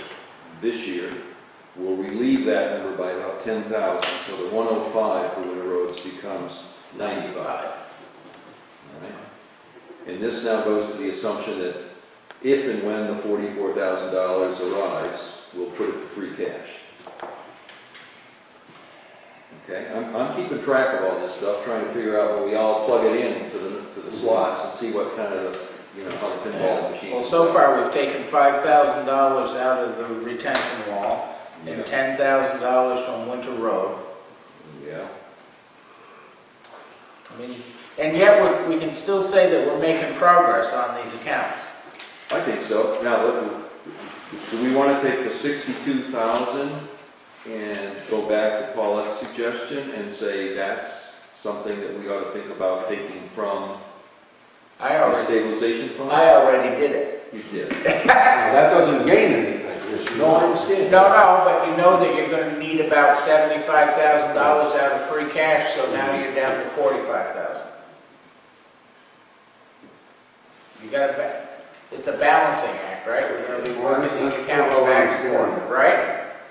So we're taking all 62 out of free cash? No, stabilization fund. Stabilization. Whoa, I took it out of free cash. I wasn't going to stabilization on it. I thought, yeah. I wasn't going, That was me. I was not going to stabilization on it on this first draw. So you want, You did I just think say we can get, I still think that the place to take stabilization is to take it to Butget. That is our single largest, as a percentage, as a dollar amount in the whole budget, that's our largest increase. And last week when it was just you and I and Ted, Yeah. my only reason for not wanting to do Butget, it's like putting it on the backs of the children.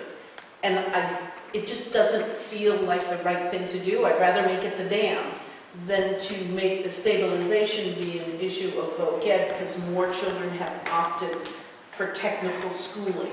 We don't do that with the MOMA. I agree with So Paul. I I wouldn't use it doesn't on a feel regular comfortable. repeating operating expense. But you've got such a huge increase. It is Now, what it you've is. got $215,000, $216,000 increase. If you're talking about the one thing in this budget that is driving us out of balance, that account would be it. And by definition of stabilization fund, that is what you'd use it for. I'm not convinced we need to go there yet, but I mean, somebody could make the counter argument that we should have been planning for this and knowing it was coming. So it just becomes uncomfortable making it an issue of students who opted for the technical school. It's going to take you into some Y Smith, why the other technical school, it's going to take you all the transportation. You need a Saturday for that. I think, I think an issue, in my mind, an issue is being made where there isn't one. I think that your point about we should have been planning is exactly what we did when we put $200,000 into stabilization last year. We were planning for big expenses to come down the pike. It just happens to be vocational expense. But There's a lot of I just don't there's a like lot, doing it for the children. there's a lot. I'd rather do it for the dam. Well, it's not, I am certainly not making it an issue out of the children. But it Never in my But it'll end up ugliest on the nightmare, floor. ugliest nightmares. Come on, Tom, we know you hate the children. I do. No, but it'll escalate on the floor But to that. Well, And how come we have two options, and how come we have this, and why can't, I just think if you want to not get bogged down in a lot of time and a lot of discussion on the floor, that's going to take you there. Whereas the 62 for the dam to do the study, so you can be positioned to get a grant, is just a much easier conversation. Well, it just Well, why don't we figure going through what we can, and then if we need to get to the point we take stabilization, we can come to some kind of an agreement. But this idea that it's going to be a thing about the children being abused, taking it out of stabilization, I think, I just don't feel that that's a valid argument. When we told people that the reason for stabilization was to take the cutting edge off of these big I don't expenses. see taking money from stabilization to be a problem in the sense that in the end, if the combination of stabilization and free cash is in a reasonable balance or proportion to each other, and it still represents 12% reserve, that's fine, that's what it's for. It doesn't, to me, it's immaterial. It's a little easier to get it out of free cash, of course, than stabilization, but you've got every good reason, whether it's the school children, it's a big step increase, but that's going to last for a while. Next year it's going to go to the operating budget, but the one transitional step function you want to, I think, address reasonably enough with stabilization or free cash. And likewise, the lake represents that. So that's still, I think, in balance is an issue for us to figure out. But what else can we get at before we come back to stabilization? Well, let's go up the list to general highway. All right, what about that? Well, we went from 95,000 to 110. Yeah. How about we go to 100? Like that? Well, what does that 10,000 represent? What line are we on? General highway? General highway. General highway. I mean, you would transfer 3,800, you got appropriated 95. How'd they come up with the one? Is it reasonable to ask Tom Poisson to tell me? I see there have been, no reductions in his department presentation. He didn't come in here originally with the 110. No. The discussion was, what is it that you don't have money to get done that really needs to get done? Mhm. And the answer was?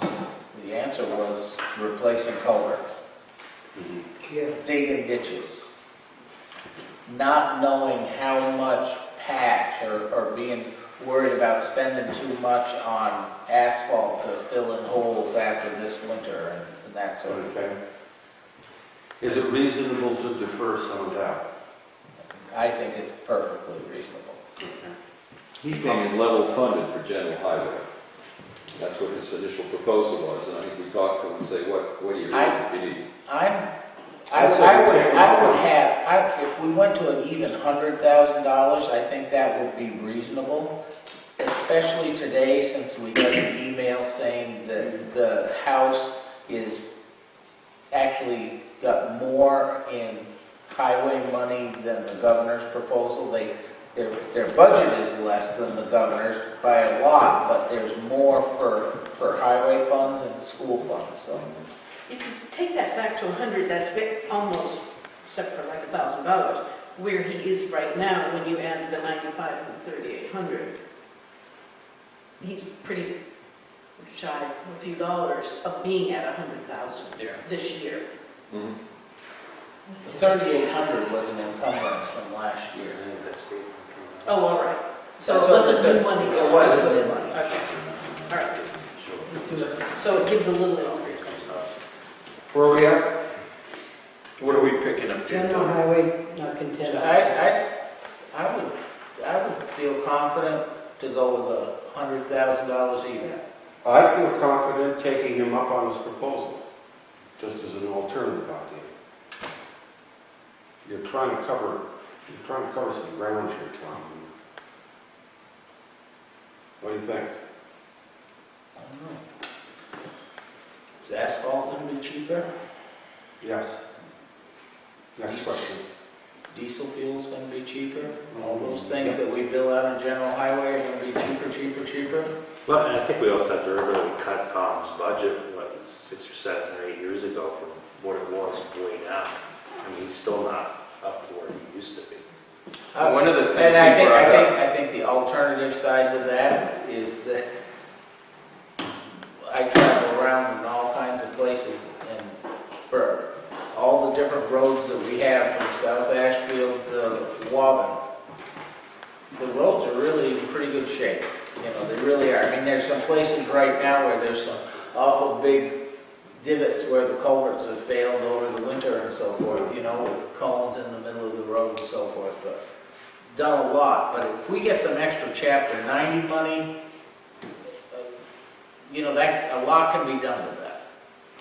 So, remember, all the payroll, 100% of the 40, you know, there's no overtime, but 100% of the payroll is paid out of general highway. Except for the overtime on winter roads. I thought that's in labor. Well, for time being, if you leave that at 100. Oh, I'm sorry, that's in labor. You're right, that's in labor. So 100, the 110 or $100,000 is all materials. Materials and hired guns and Okay, 100. shop supplies. Say 100. 100,000. So minus $10,000 from general highway.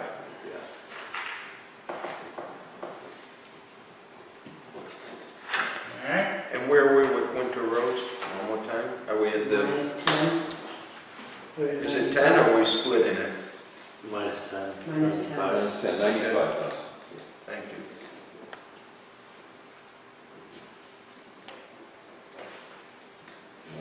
The next item you had was legal expense. What about legal expense? You okay with 15,000 versus 20?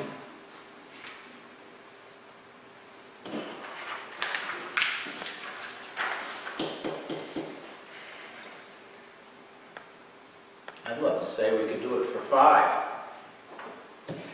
But that's not realistic unless you want to have a real big discussion on town meeting day, which wouldn't hurt. Wait a minute, hold it. Year-to-date expenses legal right now. We have this It's year. about $8,000 so far this year. Yeah, 7,200, so. Remember, we had 2 lawyers work on the Nexamp contract. That gobbled up money. Do you have anything special next year with additional, I know like when we do a warrant, we have to have it checked by town council, but is there anything else that's next year due to elections or anything that causes us to have any more legal? No? They're not of a normal year? I don't Okay. think so. I mean, we've spent to date, for legal, $7,300. There's 2,600 left. Now, this is the end of the year. We're coming to it, and maybe some billing has yet to The arrive. last 6 of the year. June 30th. Last And six. that, we got, you know, Yeah, we haven't got a bill for this month. right. But,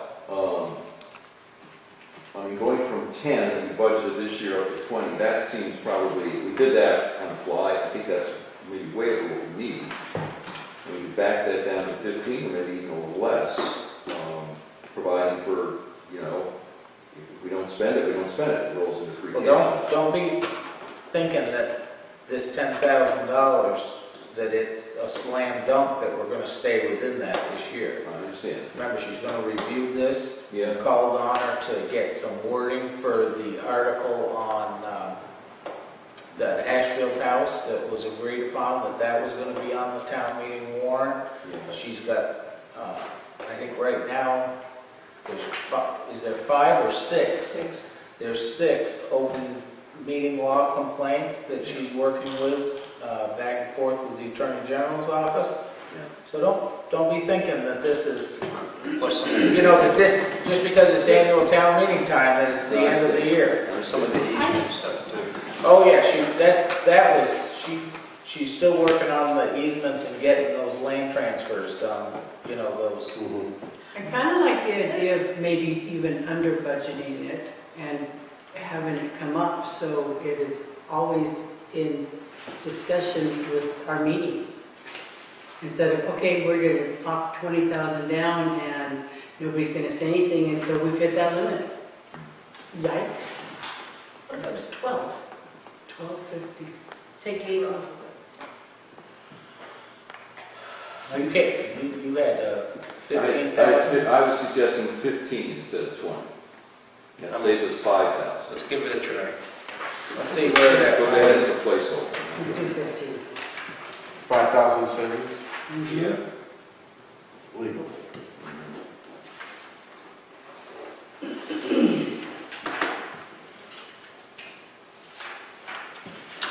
mentioned special, I'm working backwards here, when I had special project staffing. Yeah, You think we need I to keep hear your point on that, but that's for town reports and stuff, although, you know. What's that? Yeah, I was thinking if that's extra project work, are we not past that because of longer hours and revised hours and salary structure for the town hall staff or not? Do we still need extra money for That that? depends on how much other things their time is used up on. It takes up people's time to be But does this affect- researching records requests, and, you know, it takes a lot of time to dig through all this stuff for So this these is like open meeting law complaints. This is like overtime pay? Well, if they're using their time to do that sort of thing, they're not using it for the every other thing. So there's some extra time in there. I mean, this year, Faye came in, right? It's editing. This is editorial for town report, and then the idea of moving it out of town report was so that if there can be a savings with time next year. How much have we spent out of that account so far this year? We carried forward $1,522. I think we should keep it. We've spent 677 to date, there's 845 left. There you go. And, what you say, it never goes for overtime for anyone who works in the Okay. office. So if you didn't make it the 1,000 and you just, whatever was left at the end of the year was encumbered and moved forward, if it was, would you say 700 left or 800 left? 845 left right now. 845. But I don't think we have paid the invoice on the town report. But we signed a warrant last week for I that. think, was that the full There- invoice? Well, I don't know, but there was a lot of time on it and a lot of hours. But And I know the it's actual just a printing, bit. I think she's talking about. Well, the printing's in that other line, that $600 one. And I don't know either, Paul, if that was Actually, complete they're or done, not. I don't either, I couldn't tell from that. Yeah. I just knew it was sunk. I'm not convinced that's worth the money, but. All right. So what's the decision? So you want to leave it at 1,000 for now? I'm not convinced that we'll be able to encumber it this year to carry it forward like we did last year. I think we were in the middle of a lot of stuff going on Well, last it's- year that the accountant let us. It's small dollars, let's leave 1,000 there for the time being. What else? Now, town hall steeple, Yes. I had that circled. Yeah. And I was thinking to take it to $20,000 and take $10,000 from Fred Cross. That's what I suggest. You said just leave it at 30 and take 10,000. No, I meant to say, instead of 30, spend 20 out of free cash as it's proposed, and take the other 10 out of Fred Cross. Then I missed So something. you're still putting 30 toward the 85. No. Yes, you are. No, I'm saying take it to 20 and out of that take $10,000. Oh, bigger savings. I'm reducing. Total reducing to 20. Sold. I believe, You don't even have to no, I think we need to have a position on say. this. Yeah, okay. Or at least I feel like I need to voice mine. I believe that we can get money, set it aside, open the account. I think that there is a vast amount of information that has been generated. If there are grants available for anything, there should be grants available for any restoration to have to do with the steeple. I think Jody Hall has documented that forwards and backwards, and that there's probably some good historical money. If we could spend our time doing more productive things like finding grants and getting those applications in instead of some of the other foolish things that we do, we would be so far ahead. And I think that all that work, if you really go through all the paperwork, she gave us a stack of papers like that, the amount of work and the history that goes into this steeple, I have to believe there's money to, even if it may not pay for it all, 50 but cents on the dollar. if it was 50 cents on the dollar, it would be huge. Tom, so what you're saying is irrespective of source, cutting from 30 to 20, is that what I'm hearing you say? Yes. And Ted said of that 20, 10 ought to come from Fred Cross. And Tom said the same. And I said the same thing.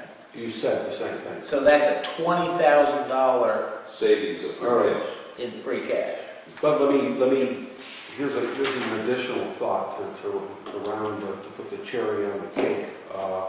I could think of no more appropriate type of expenditure than for grant program income, because you know what the restrictions and limitations are. It's supposed to be community-based, and I can think of no more community-centered icon than the tower.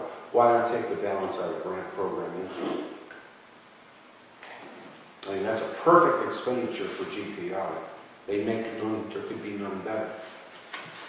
You mean Get it? 10 GPI? Let's do what we gotta do with the steeple, along the lines of what you're suggesting, but let's not use our contingencies to do it. Let's use cross and GPI. Please. Will grant program income ever get It still trickles in, doesn't it? Not much. replenished? Not much. This was a particular revolving fund, rehab fund amount that Norm Russell found. Now it gets, When he now was on the chair, they changed the, they've changed the grant function, right? So that the money doesn't The actually come money out. that gets paid back in goes into the fund after some administration fees. That goes back in to get lent out again. Well. how So much- don't be thinking that grant program income is gonna Regrow. swell up. No, it'll grow very slowly, I'm aware of that. It's been kind of a hyperbolic down curve, as I remember. We're not down to the flat yet, but we're slow. I am thinking of grant program income. And I'm thinking of grant program income to be used for this pilot project on the sidewalks. If that gets voted, that would be the place to use grant program We income. still have a little left.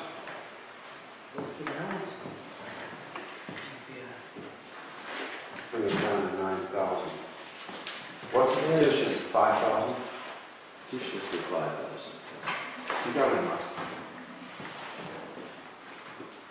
I just say, when it was brought back, there was a discussion at that point that because of the grant it was coming from, that it would be used wherever possible to deal with some of the smaller access issues that we run into in town hall, some of the repairs or bits of changes. So that's just something that has been sort of tagged for too.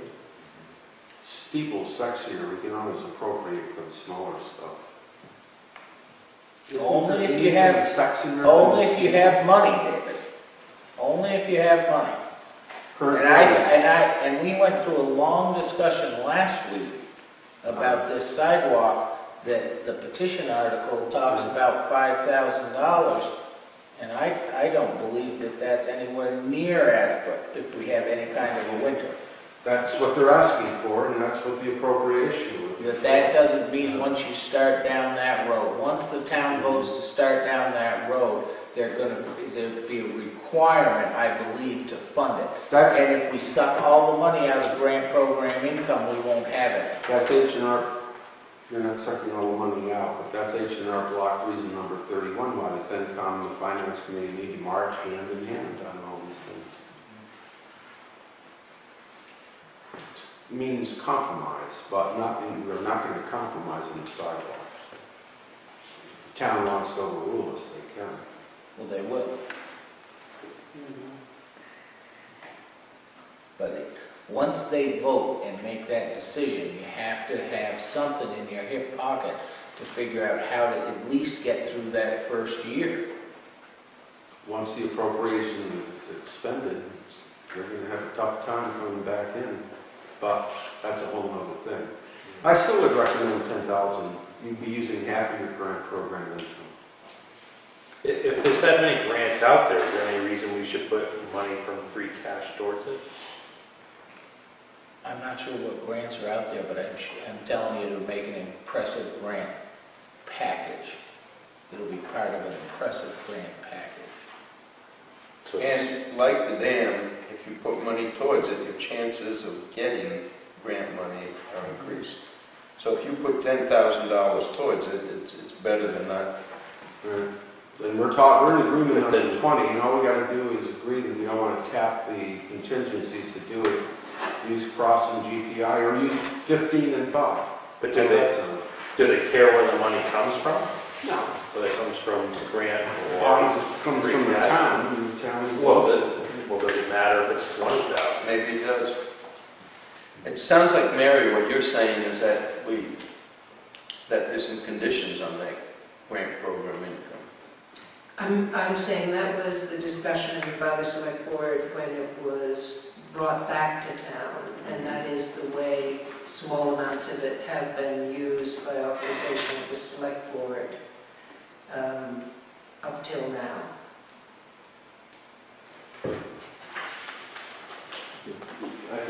I recall that the select board has discretion over disbursements from GPI, and it has been used for electrical work here in town hall, small projects of that nature, $1,000, $1,500, something of that sort. And in past years, it's been used as a revenue source to fund an expense within the annual town meeting.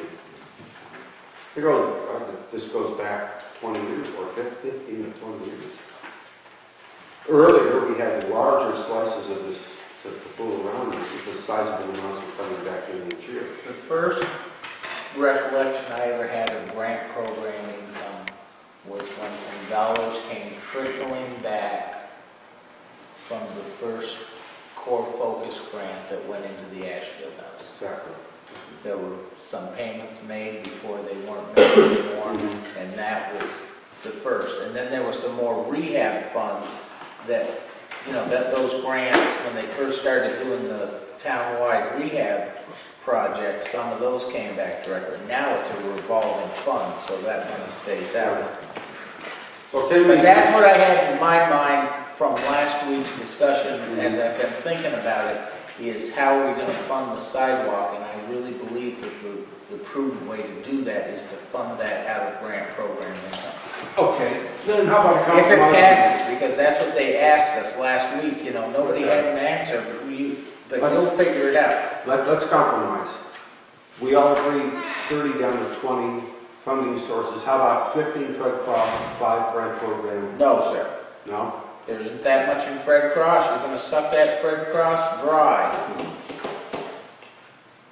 You have a $52,000 balance. Do you have any But other that- commitments on it? We don't have a lot of commitments, but there's no reason to suck that down. There's a lot of projects that could be done in this town, Oh. and as you draw that down, it doesn't bounce right back. It's just for used for things like painting town It's hall, normally used for those painting. kinds of projects. When you talk about taking $10,000 from Fred Cross, you're actually talking about taking twice as much as we normally take, roughly. Doesn't seem like a. Well, you want to leave use this for as an sidewalks. open issue and we can kind of wrestle what You town don't meeting. think grant program income would be good use for Oh, sidewalks? you're not Or Fred talking about Cross? Fred Cross. Oh, Fred what- Cross, no, Sorry, oh, wrong thing. okay. You want to have a token wrestling match at town meeting floor on this one? You bring the jello. Hmm? You bring the jello.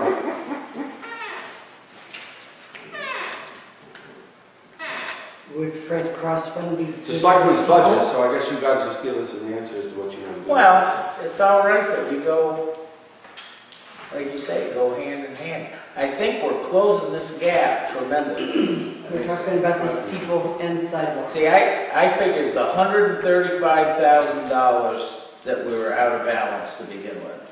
Before we even started the meeting, I figured we're gonna take $75,000 out of free cash, right?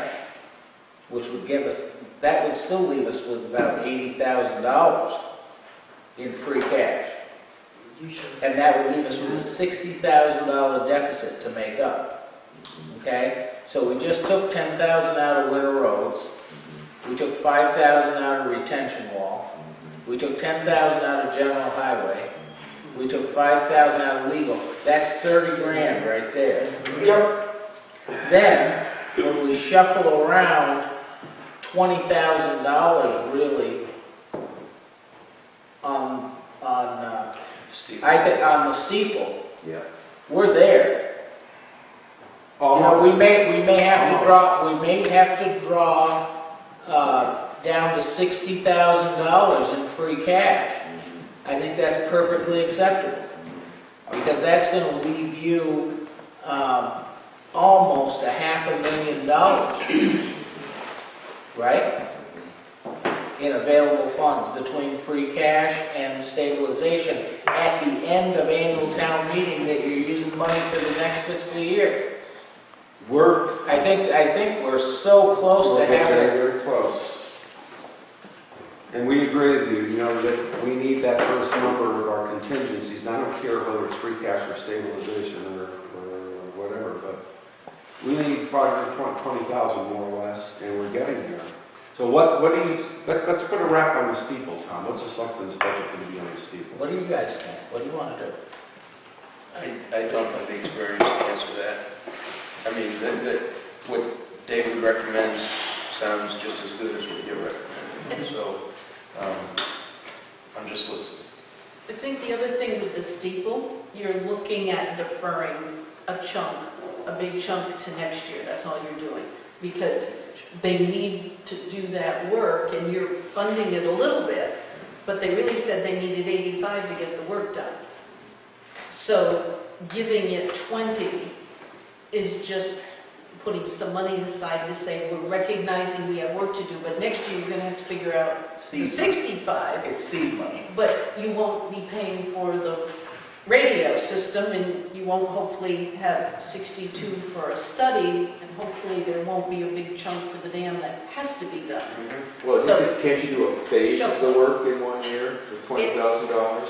It's my understanding that that 85 is it's not townspeople doing the work, it has to be some other company come in to do the work, So $85,000 has to be expended in a chunk at some point. $85,000 is Stuart Harris's best bet to get an outside contractor.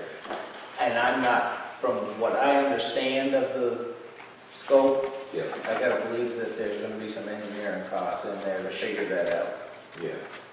We'll just pay for that. It's something we probably take out of bid, right? We can do it in stages, but we gotta put some seed money in there.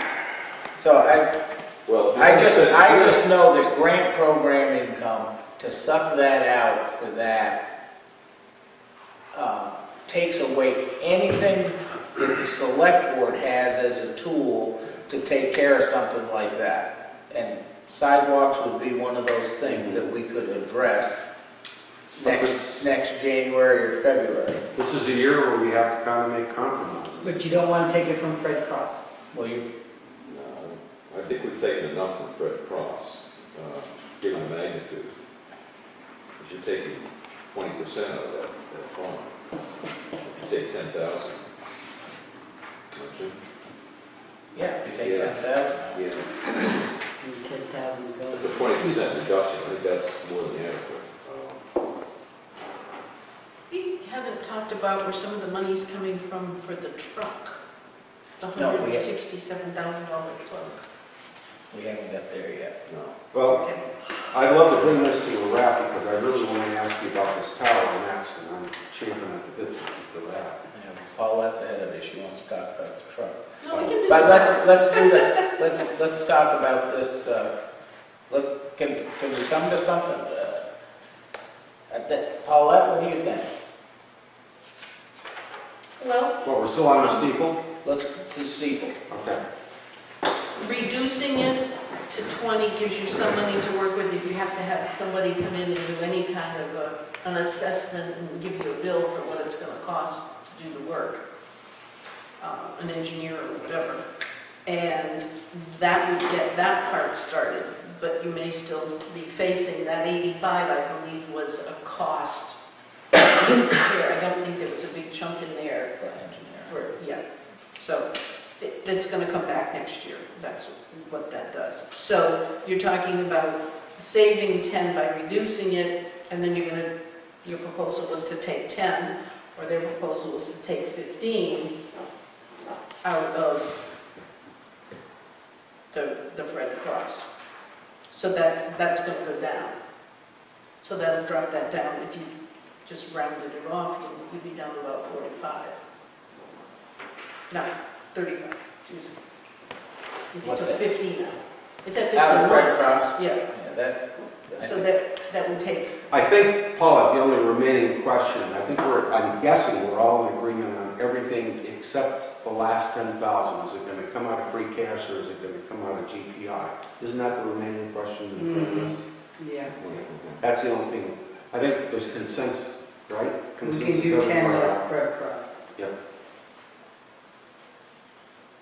free cash. GPI. Okay. You can have the minority vote on the finance committee.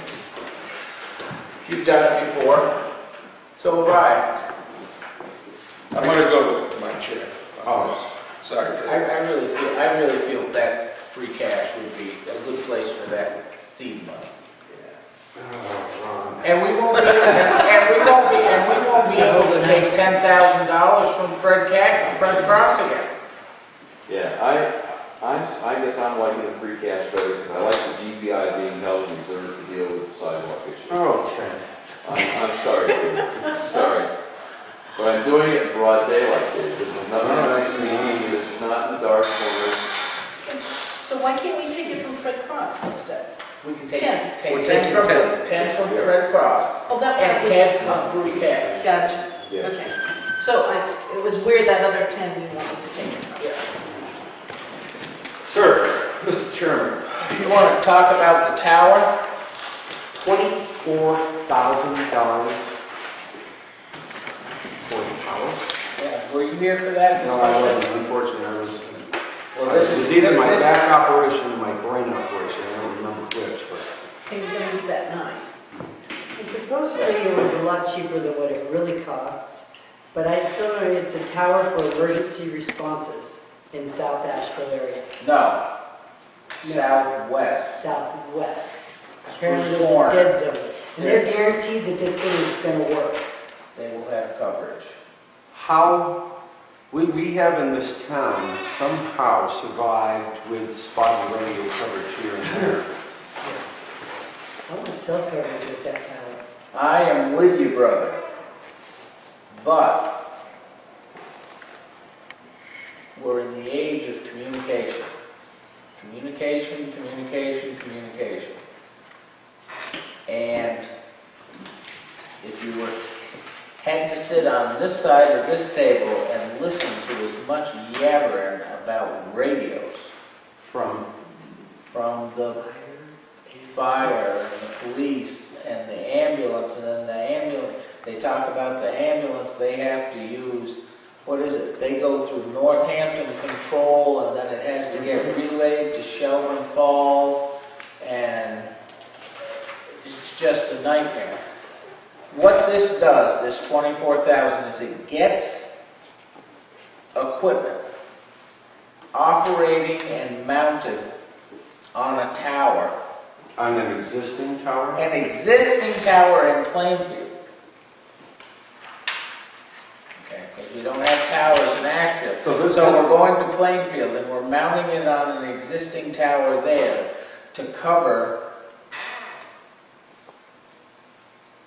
roughly from Sanderson Academy west.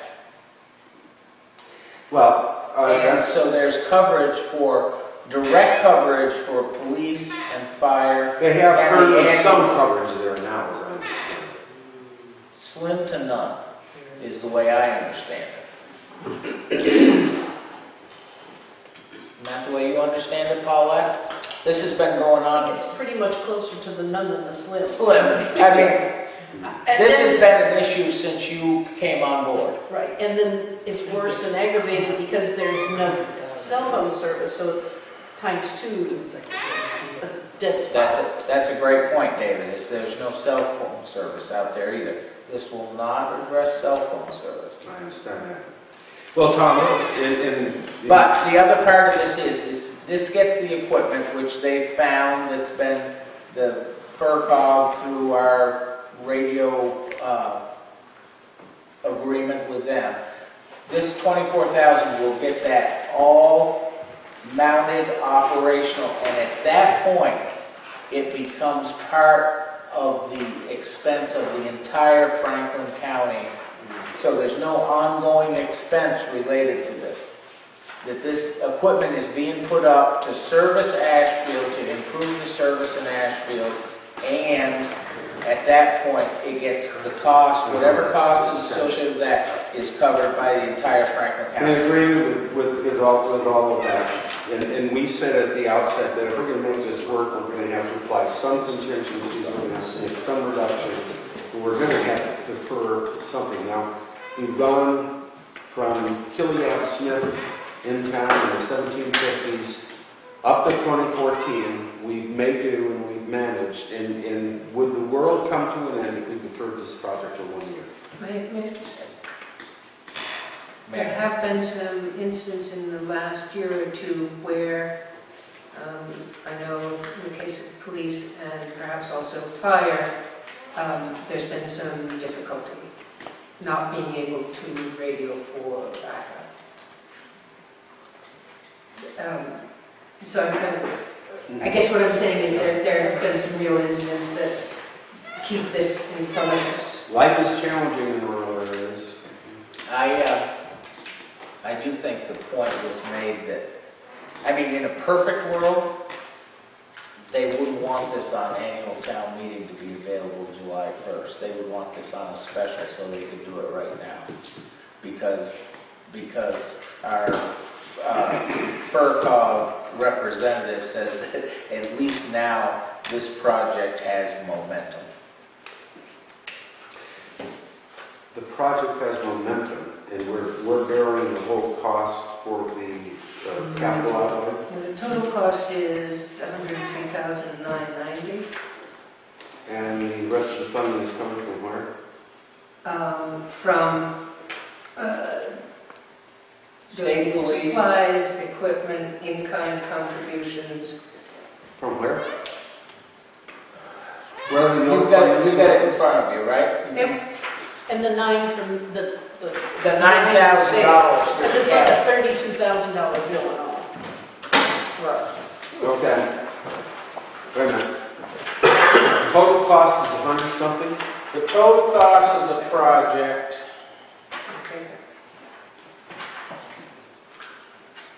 right, the total cost of the project is about $104,000. There's $2,040. So we're paying a quarter of it. We're paying a quarter of it. What we're paying for is the system installation and optimization, $6,400. Structural analysis, $3,000. We got to pay the fees for the FCC, $1,500. Yeah, those are the expenses, but I'm talking about. And it all comes into this $32,950. So the $9,000 above and beyond is what's already in that narrow band mandate. Leave it in here. Might have to flip the pages. The total expense is 103, and the other sources. Sources, equipment, in-kind donations, those are all coming from their different sources, to the 71,000. And the remaining. Surplus. Whose surplus? Berkshire Where are all County, coming from? What? some Berkshire County surplus equipment. Yeah. It was quickly pointed out each time. Equipment from Berkshire County is what's being sold? What does this mean? What do you mean, what does it mean? It says there's. They donated equipment, and that's the value of it. Who did? Berkshire County. Donated some equipment.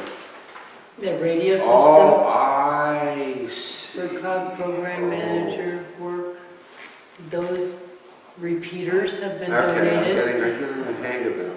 In-kind donations. And the FERCog is sort of like administering this? Yeah. And we are assessed a portion of FERCog. But the money is coming from us. To set it up. The surplus equipment is being, And some of the management that FERCog already has in place. But Paulette has a good point. Paulette, you just said what really brought it to a head? Irene, Hurricane Irene, and the trucks getting out in places, and I know there's just issues when they can't radio back. So, does Plainfield have full coverage?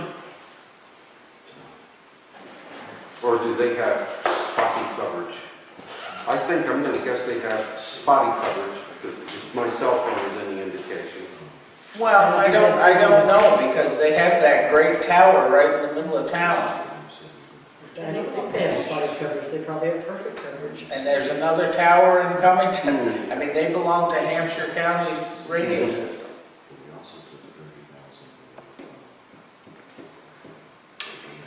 And the tower is located in Plainsville, right? Correct. And no other town is gonna receive any damage to this. Somehow the radio waves just kind of truncate at the town line. Well, have you ever come up from, I know it's not exactly the same thing, but have you ever been in Canaan, New York, and come up over into Richmond and been on your cell phone? It's amazing how right at the state line that you lose service. I mean, 10 feet either side of the state line. Really? You lose service. What would the consequences of deferring this thing 1 year be? You'd have a $24,000 expense a year later. Maybe a $28,000 expense. Plus, you wouldn't have service. It'd be another year without service and you'd still have the same expense. You still do have another dead spot, and that's Apple Valley, but there's no workable solution for that. Those are the key words at the moment. Who knows what tomorrow's technology will bring. Exactly. They say something with the logistics of Apple Valley that they're really. And there are other dead spots in the FERC assessment area, I mean, throughout the county. So this is just addressing this one for our selfish interest. If a cell tower or some tower were erected in Ashfield in a year or 2 or 3 or whatever, possibly resolve transmitting to that area without getting into this high-end stuff. David, I just don't understand where you're getting this to be high-end stuff. I think for what technology costs and all of this, I think we're getting that service, we're getting out of it cheap. I think if you set something up in the middle of town here, I think our capital costs would My probably... colleagues are not joining me on this, so I'm gonna, we can move on. I think Unless you want to tag team. I was here on the meeting, I'm good with it. You're good with it, okay? I'm okay with it. I'm, So whatever you I cut. would like more self. Yeah, the board of selectmen, we're secure in this number for the rate. All right, so, highway dump truck.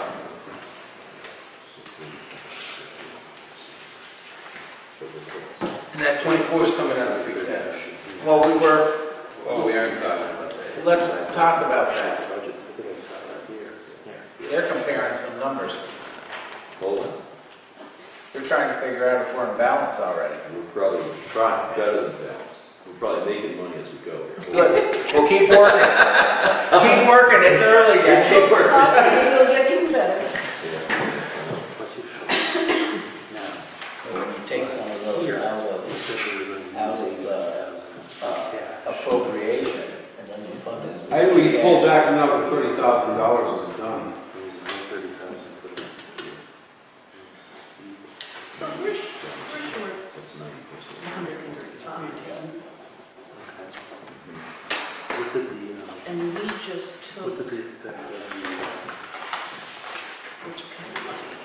took 50, basically $50,000 is what we cut off of those different accounts.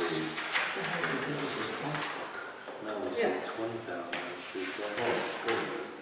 We took the 50, the 30 from the deeds, but Right, so we wanted 30,000. even at the 50, that left 85 if you took 85 for cash, that's cash was 71. And we also took 30. But then this isn't 50. Yeah, we took $30,000 out of the steeple, You know what I'm saying? out of the appropriation, right? Right. So it's not 50 savings, it's 15 from the. 10 and 5 is 15, 25, They've got a calculator, they're working it through it. 30 and 30 is 60. $60,000 is about what I was figuring. Save 30,000. Yeah. And then the extra 75. We just gotta find a place to place that. I haven't even consulted with my colleagues, I'm just gonna start shooting the lead left and right here. Let me throw something by you and ask you what you think of it, Ron and Paulette and Tom. So the vote number is up obscenely. It's a tight appropriation, obviously can't be reasonably reduced. Believe me, you can see I'm in a cut and mood and we don't want to touch it. However, can we, here's an idea for some creative exercise. We are marshaling what appears to be a certain unexpended balance in the vicinity of $27,000 for this year. We've already tapped into that already in the special town meeting, so it's down to 27 now. But if we were to short appropriate the 15 by that $27,000, which is to say that you're going to be anticipating that as fiscal 15 free cash. And in essence, for all intents and purposes, you can't formally encumber it, but you're putting a ribbon around it. When free cash is certified, when we know exactly what we will need, whether it's a little more or a little less, we will do what we have to do in fiscal 15 and take exactly what the hell we need when we know where we are. That would reduce the appropriation for this year by about $27,000.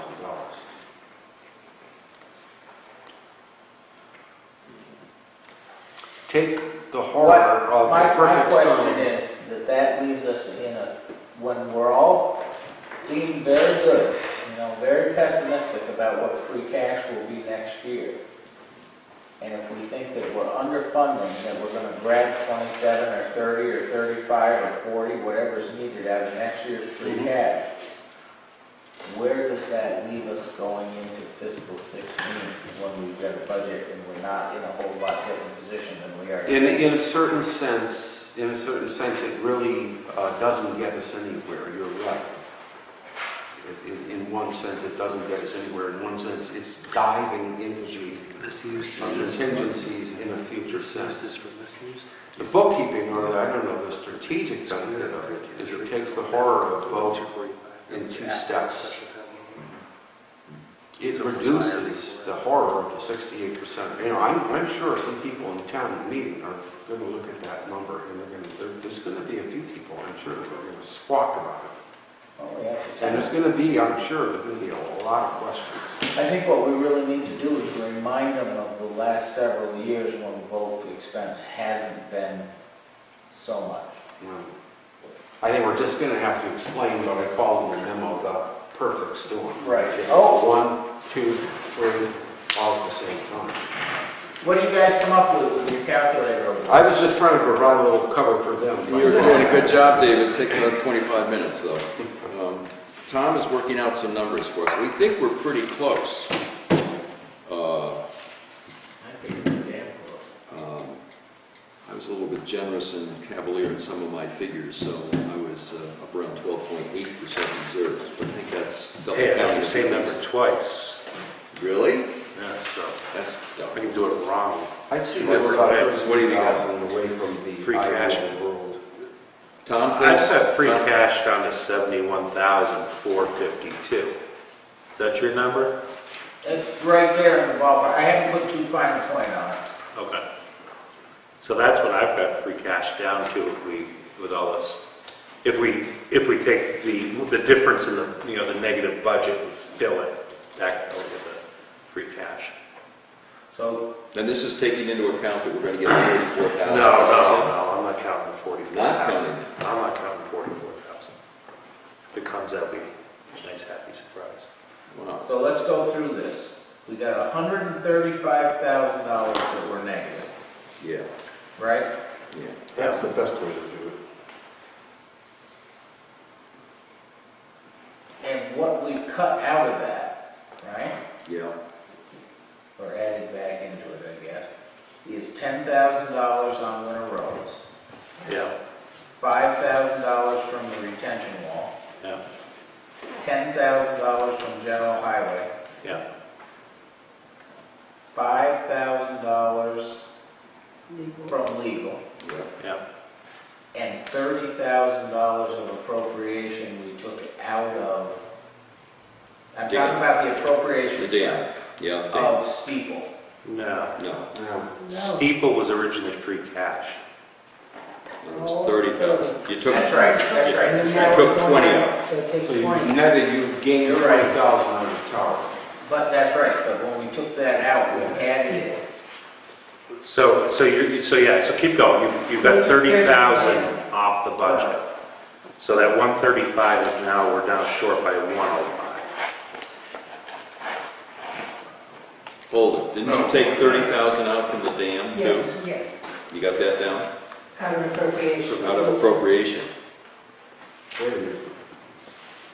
Oh, We did made a you do that? change on the dam. Yeah, Yeah. it's going to come back into free cash. But that's a switch, That's a switch, that's not a gain. That's, okay, so that's. right? So those two just offset themselves. But it comes out of the appropriation line. And, yeah, it goes back into free cash. What you've done is made $40,000 of cuts and a shift of 10,000 of revenue in. So you closed your gap by 50,000. That's what my notes show. Not if we Well, I deducted Reduced your funding 30 gap and from added 30. 135, you're down to It 85. depends on if we're talking about I'm what talking- under appropriations. I'm talking about appropriations, Okay, just appropriation. because that's what our $135,000 deviance was. Yeah. Okay, Right. so then we're at 30, take another 30. So you took 30 of free cash for the dam, Yeah. but you took 20,000 out of steeple. Yeah, but Steeple was all under free cash to begin with. Right, but you took 20, right? It was 30,000. Yeah, We took 20 out and put 10 of free Fred across it. yeah. So on the free cash side, you have a net difference of $10,000 Yes, higher. yes. Instead of 89,000, it's now 99,000, right? Is that what you're saying?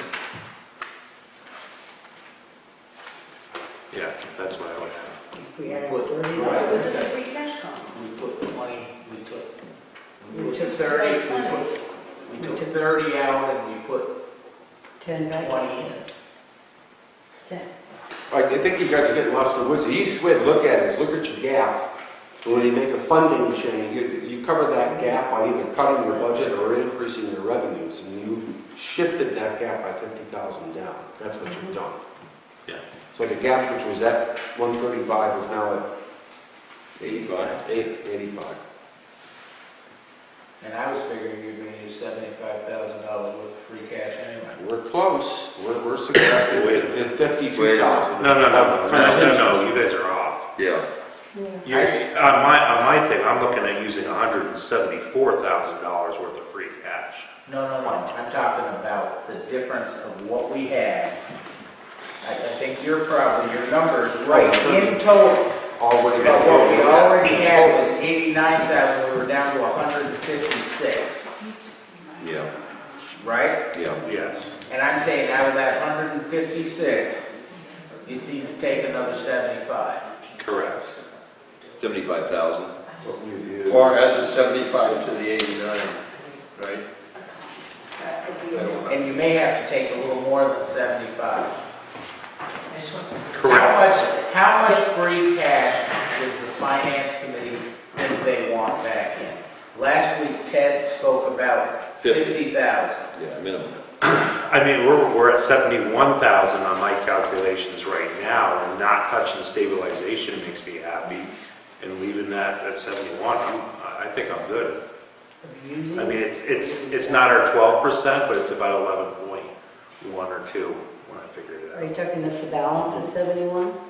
Yeah, the free cash balance would be 71,000 when we got done. And then if we get a bonus 44,000 next year, but I think that'll go into next year's budget, and that's not too If bad. we didn't fool around with stabilization, we would want to retain around $100,000 of free cash. That would be the closer to 12%. So we're fairly close. So Tom is saying if we've got 71,000 free cash balance when we're done with this changing, and you keep the 417,000 in stabilization, that total is $488,000, about $490. And that's compared to a total budget now of what? 4.3 million? Yeah, it's gonna be right Close close to enough. that. 4.4, right? 4.35 or 4.3. And so that is 4, 3, 4, 5, 1, 2, 3.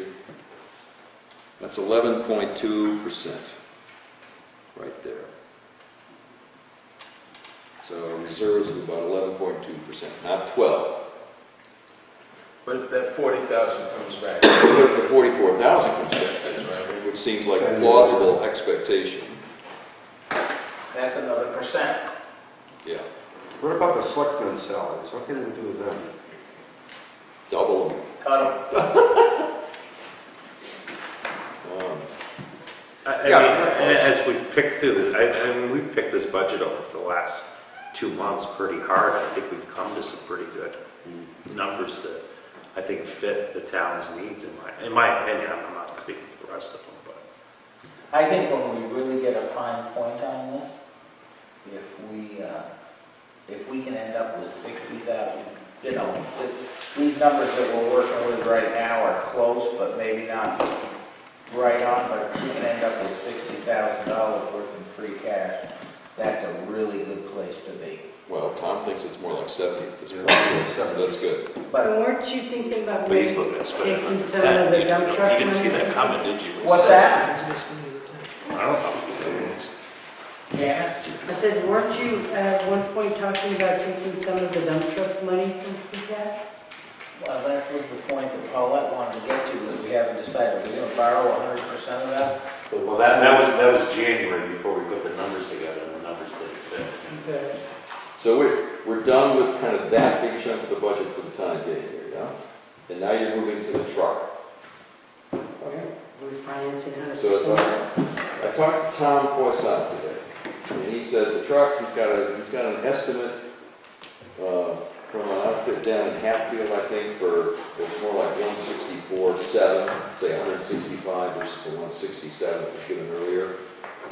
That includes a plow of the kind that he thinks he probably won't pick up because he would want a different plow that's probably a little cheaper. So there might be a little more savings in there, but still, I think, 167, 165, whatever it is, it's in that range, mid-160s.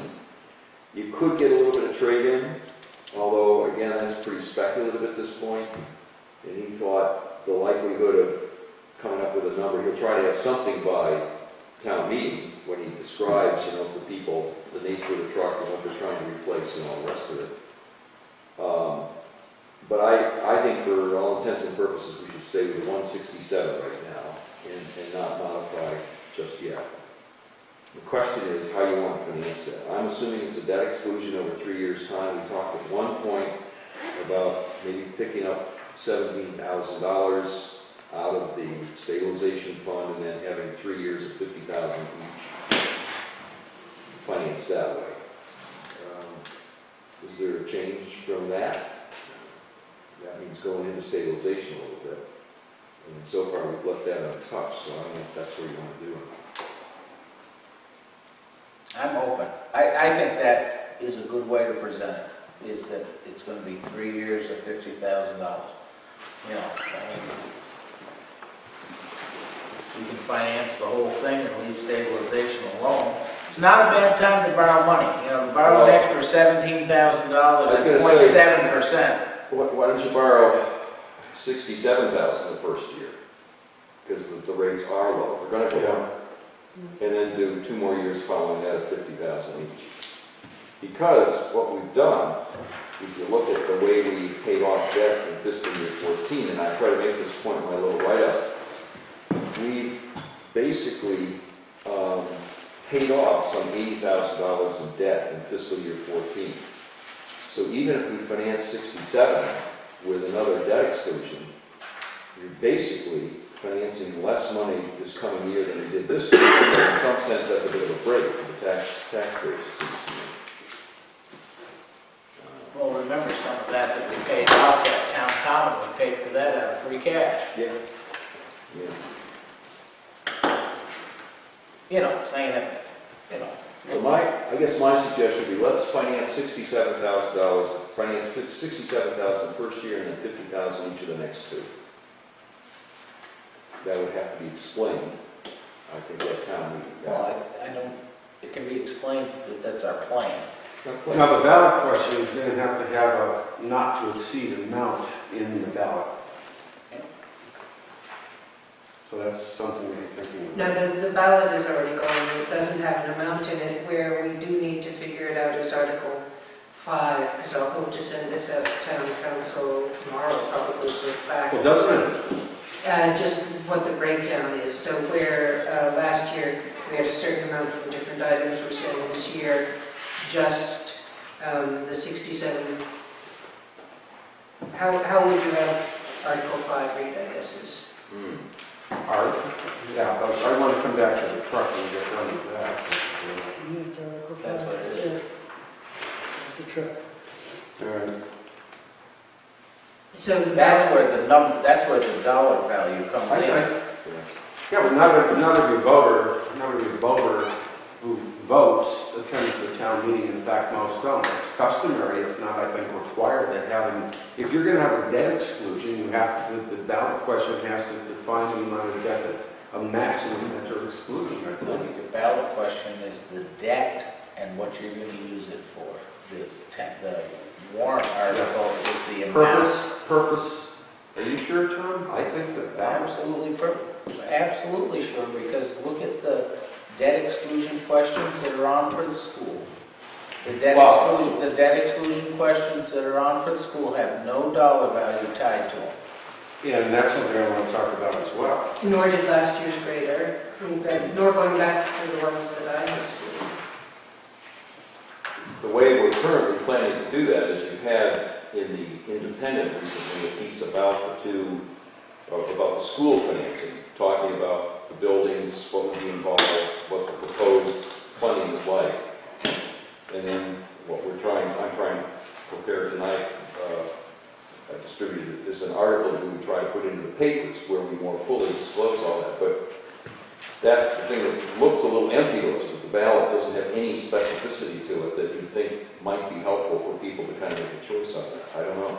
And there was a huge mistake in that article that was in the Independent, Yeah. because it talked about the questions as being 2.5 overrides. Yeah. Yeah. Right. These are debt exclusions. That's right. The questions 1 and 3, same questions, but there's a greater concern I have with questions 1 and 3, and that is this, that I don't think we're ready to vote on these. Because I understand what Mohawk is doing in Sanderson, and what the expenses are, and what they propose, and that it would be phased, and they have estimates. But this is going to be accomplished, this is not a town bill, this is going to be accomplished by the regional school district, and they're proposing that they borrow this money.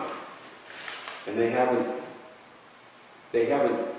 committed to that step yet. And once the school committee formally adopts or proposes a debt, it then has to go back to the member towns for approval. And only if all the member towns approve it, then 1 year following that, the principal and interest payments start coming due.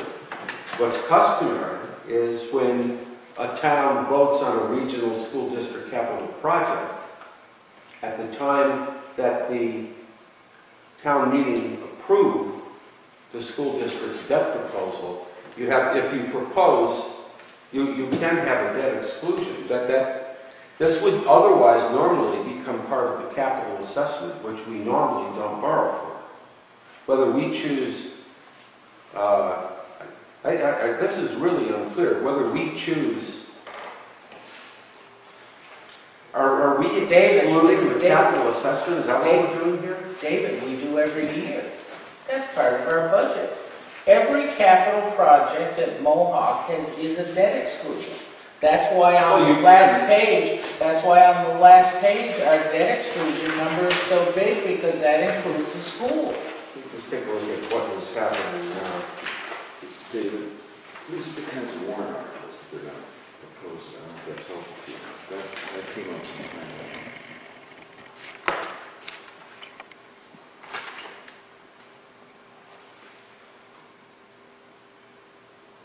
And that's how we end up with debt exclusions of $294,000 for us. Yeah, but this,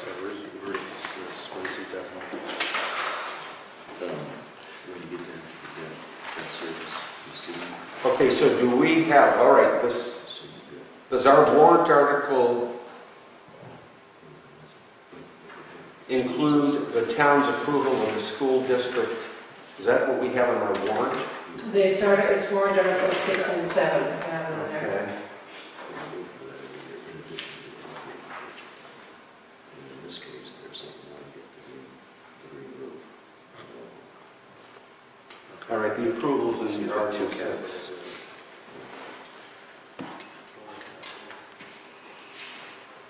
My question is, are we all agreed that we're going to borrow 100% of the highway truck? I'm not clear on that. I think we're okay on this. I didn't look at Article 6 and 7 really necessarily. I lost track of that. That's my It's still surprising to me. Are you good with that, Ron? Specificity. I would prefer to borrow 100%. Leave stabilization. Tom, can I ask you a question, because I'm going to try to get Absolutely. out tomorrow. So, Article 5, how do you think that would read, if it's all, so to borrow up to, would it be the full amount to 167? 167.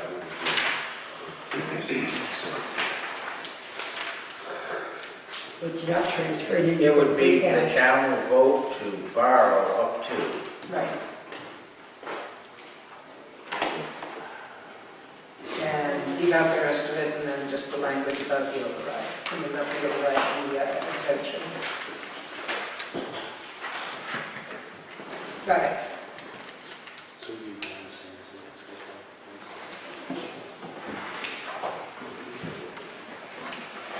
Anything else we're missing here before we'll get this, I'm sorry, what? we'll get this balanced up, and in general, it seems like we're walking in lockstep. I think so. I think so.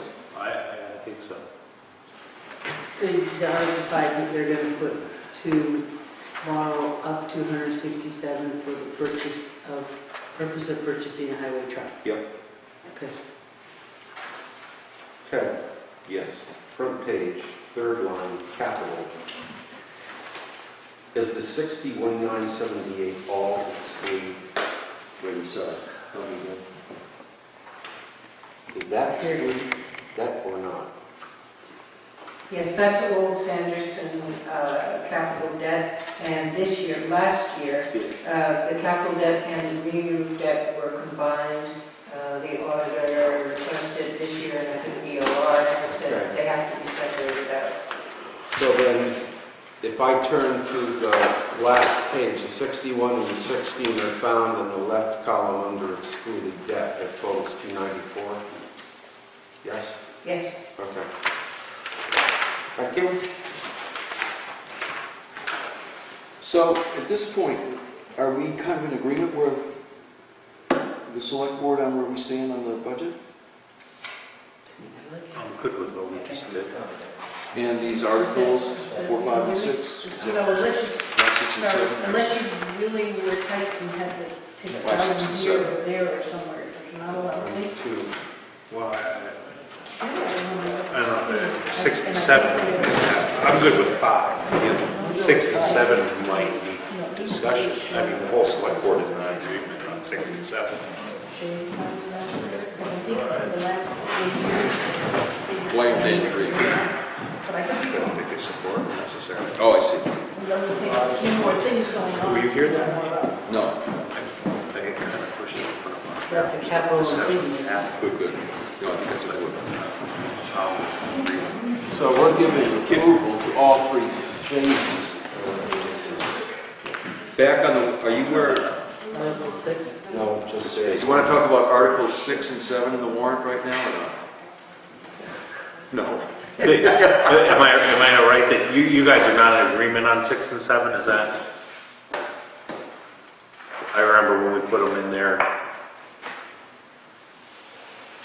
I don't know. Well, the board, yeah, the board supports it, but I'm not, I don't really. You personally, I don't personally support it. right, but the board has voted basically to Sure. propose these and support them. All right. I was at the school committee meeting last Wednesday night when this summit, so. This is what took this place. put together. I thought it wasn't. Are you okay? David, Sir, are you okay with this on this? I am okay with it now. Let's not beat a dead horse. Yeah, They sound reasonable. There was some question at one point, which I thought was a little awkward, where some towns were being given, we were given the choice of whether we finance this over 5 years or 10 years. And it seemed to me awkward to be financing something over 10 years that was going to get done in 5 years' time. Because this is only phase 1 of a 15-year program. And so I think we prevailed and had everybody agree to a 5-year financing. And Ashfield's particular proportion, of course, is but a portion of these figures that you've got in these warrant articles. And I got those data in a spreadsheet that I'll kind of send to everybody so you can see what that looks like if it's helpful. So let's We let's say it's $1 million, Yeah, yep, just to make numbers easy, yep, in a 5-year period. yep. And 400,000 of it gets done in the 5th year, it would all have to be paid at that point. Is that what you're saying? No, the financing is going to be scheduled so that there are even payments through the 5 years. This is going to be done by debt taken out of the school. They're going to borrow it ahead. Yeah, yeah. So you got an even set of payments for 5 years out. starting in fiscal 16. Starting in fiscal 16, which raises Dave's question earlier, maybe, is why are we doing this now? But I take it it's all to allow the school committee and the building No, committee this is the right way to do it. to arrange all the financing, get this all set up. But what got me confused, Ted, is I didn't see any approval to the debt, but it's built into the warrant. Okay, Yeah, all right. so that's all kosher, it's all good. My only question to you, Ted, is, Yeah, I mean, I like to, put it, depreciate it with the asset. right. So if you repair a sidewalk and you do pavement, it's a 15-year life. Yeah, Why finance it over 5 years and not 10 years? because you got another 5-year phase coming up. I know, but at that point, those repairs would go out Yeah. 10 years also. Why pay something, why accelerate it is my question. Why bring it into 5 years? So here comes your first set of, Well, in the case of Sanderson, you're going to have, for the first 5 years, our total expenses are going to be on the order of $228,000. The second 5 years, $279,000. The third phase is going to be $80,000. So I think the principle here is, if you're going to have to incur $228,000 estimated costs, pay that off in those first 5 years. Then you got another $280,000 coming at you the second 5 years, pay that off. You're right, this is probably go on repeatedly in some sense. well, what's wrong with staggering? What's wrong with, here come your first expenses and run them out 10 years, and then they're phasing out, they're running their life, and here come your next 5 years. Well, I take it that you're pushing out debt into future taxpayers. I would say you pay as you go.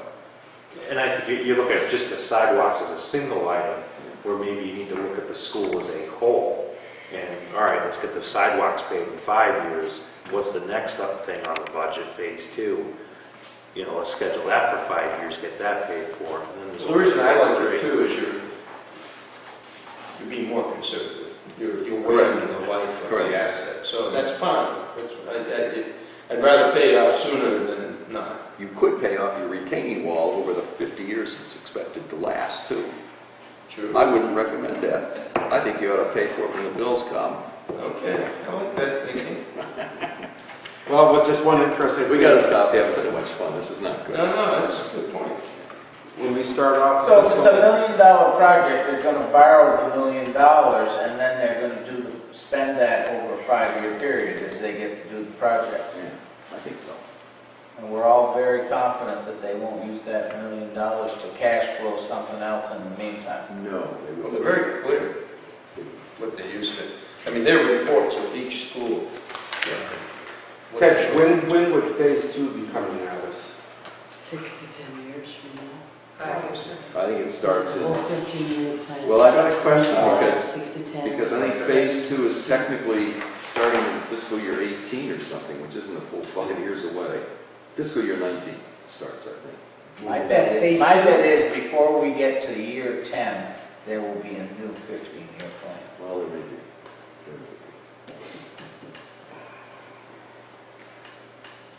The other big question, of course, which I think permeates some of this discussion and probably reflects some of your concerns, Tom, is the degree to which we're continuing to maintain and selectively upgrade these assets of ours, these buildings in the school system, when there continues to be this declining enrollment and the question of whether these buildings should be kept open anymore.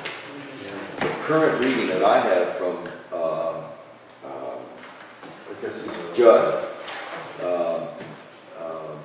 was that the prevailing thinking within the long-term study group, and maybe Ron, you're better to say something about this than I, he seemed to be saying that the main thrust of their deliberations is centering on multiple uses of the building. That is to say, if you've got buildings that are increasingly being filled by students, is there not something you could refill them with senior centers or various kinds of learning programs and so on, and view these as a community asset instead of just exclusively a school property?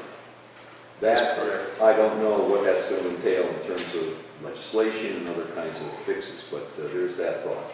And you're going to have some meetings soon, aren't you? We have a meeting on the 24th. I invite everybody here to join us. I wasn't at the last one. I was on vacation, so I'll be coming up to speed. But you're correct on the thinking. We had a small group of people meeting with the superintendent, and that is the current line of thinking is multiple use. And So did you all get the email confirming that the 23rd is the night that the select board and the finance committee have been invited to walk through Sanderson with the superintendent on copy? What time is that? The 23rd at 7. 7. And then the 424 meeting is here in Town Hall at 7. yeah. You know, You know, I thought that was the 23rd of last month, so I thought, so it's the 23rd. Yeah, Right, we so just we're set it meeting- up last. We're meeting the 22nd to sign the warrant, the 23rd at Sanderson, and the 24th. What time is the 23rd at Sanderson? 7 o'clock. next week, And you should all have an email. This is for a walk. Explanation for our. Oh, it's open space, right? Open space. Well, on what needs to be done and. It don't make any sense to the regular person. All right, I'll try to do that. Thank you for flagging. newspaper articles. What do they want us to vote on? Did you have anything you wanted to add on? Ted's, you know, I've read that 3 or 4 times, Yeah. and I'm no editor. Yeah. I mean, for me, having some background in it, Yeah. it was really easy for me to understand. Yeah. I want to I don't know change if there- numbers based on tonight's conversation. Yeah, Right. I'll go back to it again and tighten it up a little bit. And Janet just made a good point, and that is that with regard to these first 3 ballot questions, it might be well to point out that this is detail underlying those questions which otherwise look kind of vague and. The regular person's gonna walk in here, read the ballot questions and go, well, what do they want me to vote for? The real risk is, I think, once we send these off to the papers, they're gonna call back and say, now let's kind of, you explain yourself, and I think that's where the real hazard comes. Yeah. Capabilities. Well, and just because you send it to the paper doesn't mean it's going to get printed. Oh, no. But that's, you're right. I mean, the challenge is always trying to get it in a form that. Yeah. Do you have any strong feelings about who that ought to come from? From me on the finance committee, would that be suitable? I don't know that we need to own it as a select board. I was in some way trying to kind of tantalize people by suggesting, you know, the select board and the finance committee may not always be in agreement, but you got to come and help us, you know, settle things if we don't see eye to eye and stuff. That's fine. I mean, It's okay. information in whatever form, as long as it's not totally wrong information, it's good. Sure, okay. If you have any suggestions after you've stared at it a bit, don't hesitate to just write it for me. I won't send this off till next week sometime. I have just a few small ones, Good. if I can bring them up now. So Yeah, sure. Do that earlier. Thanks. On the second page, the fourth bullet down, if you could just not call it similarly the old Sanderson Field retaining wall, just say the field retaining wall. What's that? Yeah. So just get rid of old Sanderson. Just I know it sounds strange. Just say the field retaining wall. Yeah, that would be fine. And then Can I say similarly, or? yeah, That's all right. But Oh, yeah. similarly, the field retaining wall? I wouldn't say the old field retaining wall. I won't. Just say similarly the field retaining wall. Got it. Would require revision. Yep. And then the bullet above that. Yep. What I did is I said on the last sentence. Yep. I crossed off everything from this should on, and Yeah. I got rid of your last sentence there. And what I said was, this status, because you're talking about a shovel-ready status, Yep. this status should better position the town Yeah. to pursue grant opportunities for actual repair. It's a subtle difference, Ted, but Yeah, no. the other one says this should help us qualify, this should help qualify for the grant. It makes it sound like we're really focused on a specific grant. Got it. And makes me feel a little uncomfortable. Yeah. It puts us in a better position to pursue grants in general. Mm-hmm. That was my only comment. Thank you. And Thank you. I want to thank you for this, because when I read it over, I said, you know, this is good information, and the Ashfield News anyways is coming out looking pretty good lately, you know, and I think something like this would be really well appreciated by the public. I got a memo here. You didn't get it over to the finance committee. On the sidewalks, I did. notice this sidewalk note that Mary has about talking to town council. Yes. So, remember, as we head down this path, the town council pretty much says you can say whatever you want, but once the town starts taking care of it, the liability is probably much going to be with the town.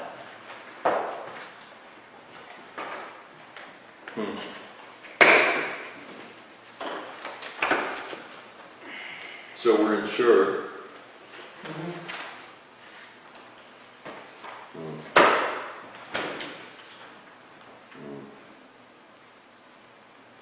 So, that's, So helpful to have this in hand. that's good information to have. Yeah.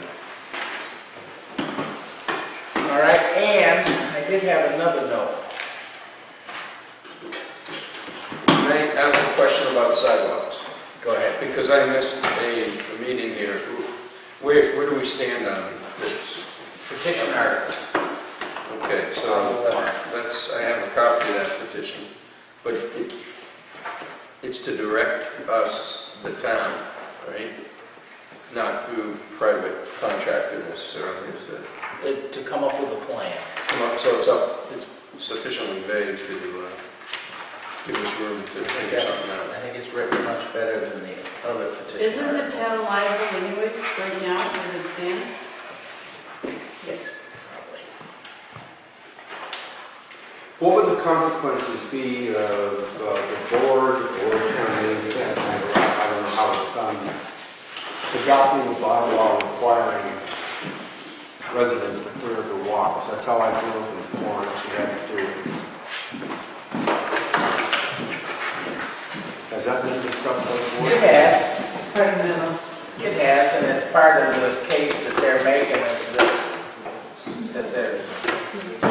that it really is a community sidewalk and there is a relatively large amount of 6/10 of a mile that covers town-owned property and, you know, that it's good for commerce and that the people in the village pay taxes to take care of roads that aren't necessary, you know, that they don't necessarily use and, you know, the sidewalks. So there'll be a whole discussion on that, so it's going to be interesting to see where it falls out.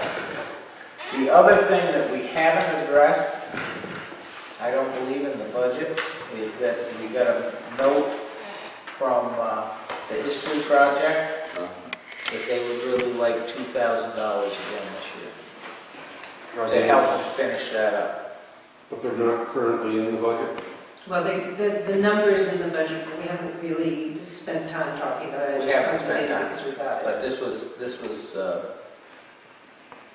they're in the last leg of getting this done. So that, in other words, that we provided $2,000 last year, and right now we have it as an appropriation, right? We do have it as an appropriation. It is in there?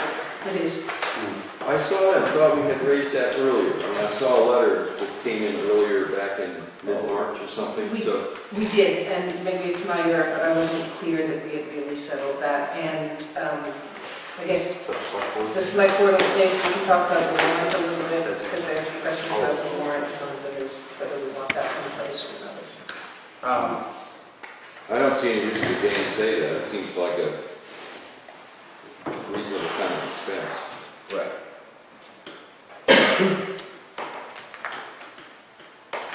I'm trying to put my thumb on it.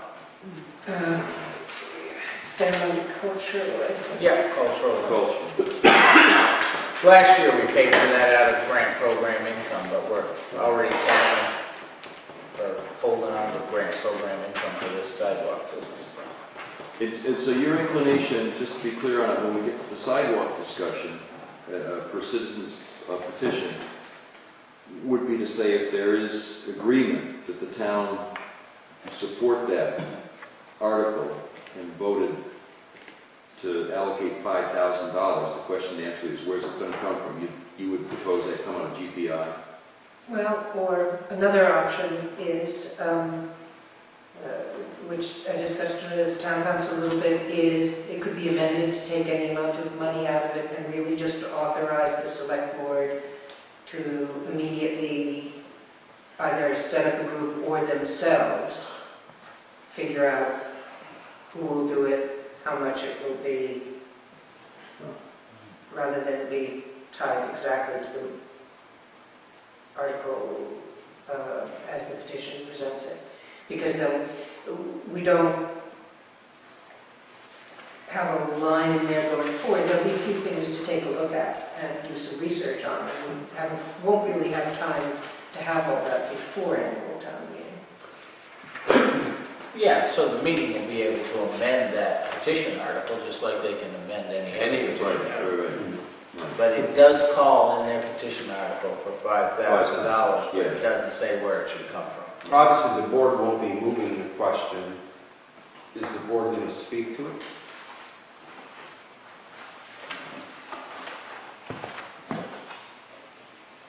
It's kind of hard not to.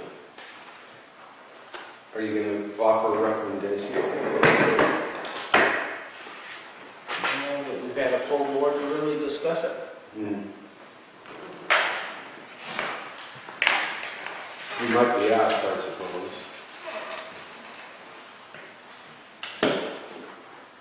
I mean, lot of different ways, I resist it.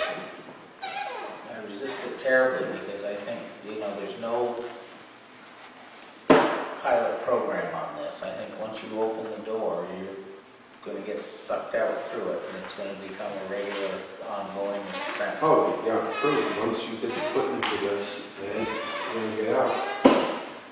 I don't know how the heck we're going to, we haven't discussed it. We haven't.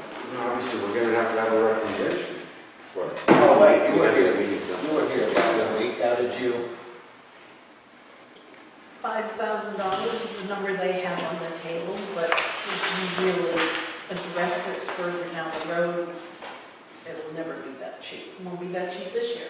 They have to decide. Somebody even said, well, after $5,000 to spend, do we stop? Or are you now back looking for more money? I mean,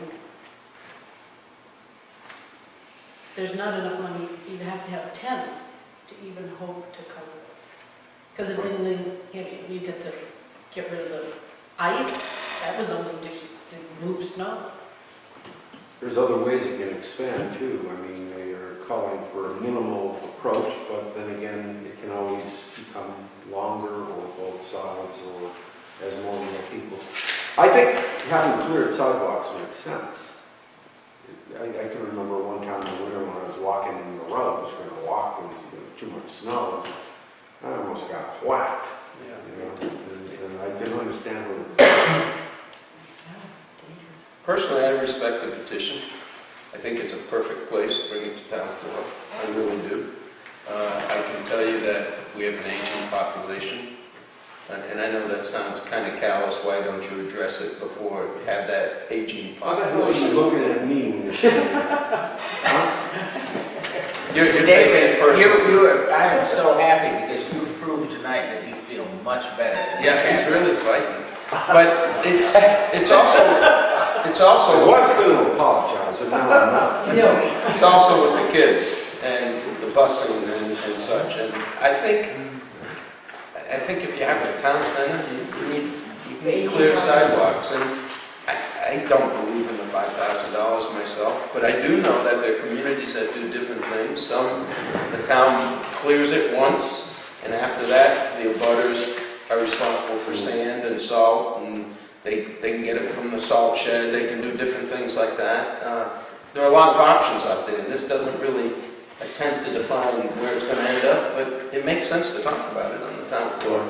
So I'm in favor of getting it out there, and if the town votes against it, well, at least it came forward by petition.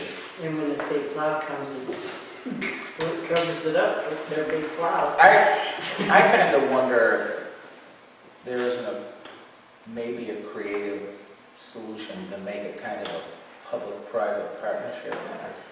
If the people that have frontage on the sidewalk, if they had an assessment of $1.50 a foot or whatever that was, and that went into the fund along with so many dollars from the town.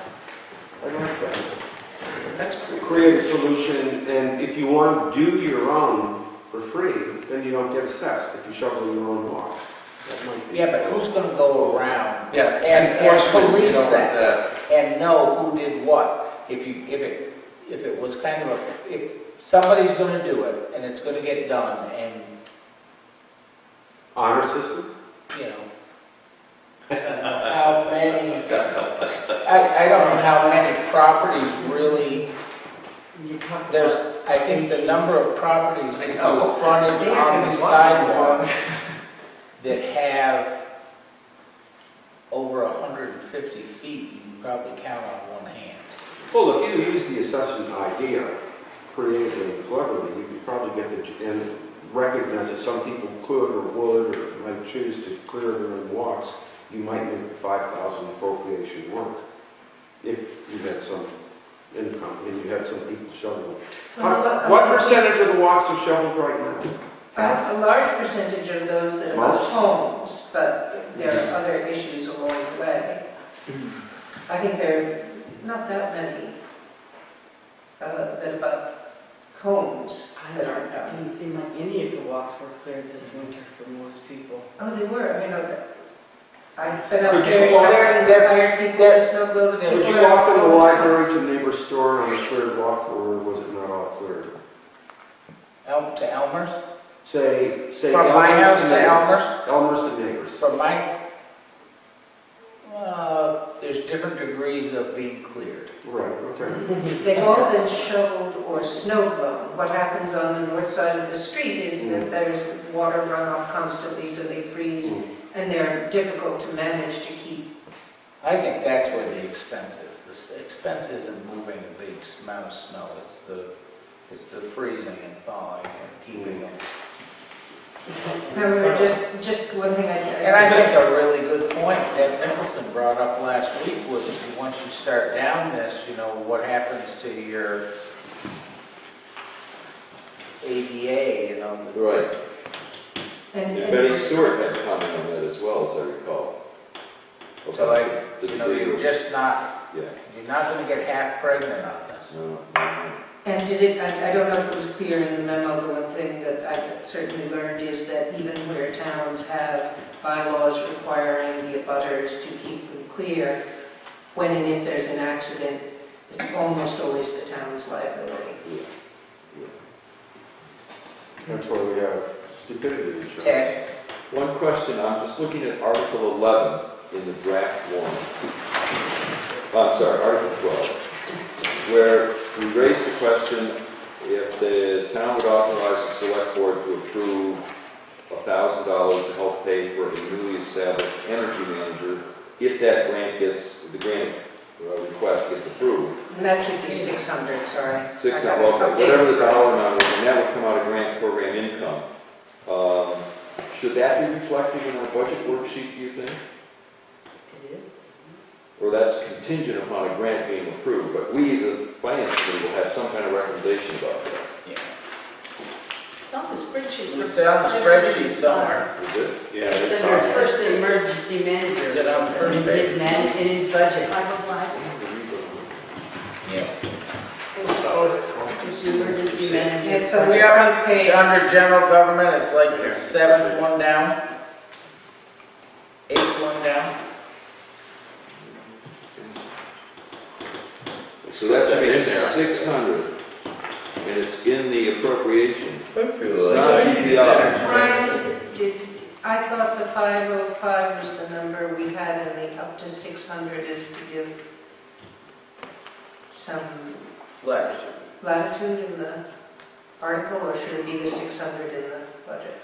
I'd have to go back and look. Yeah, I think I took the Why number don't you make from, it not to exceed 600 then? which is what's in the article.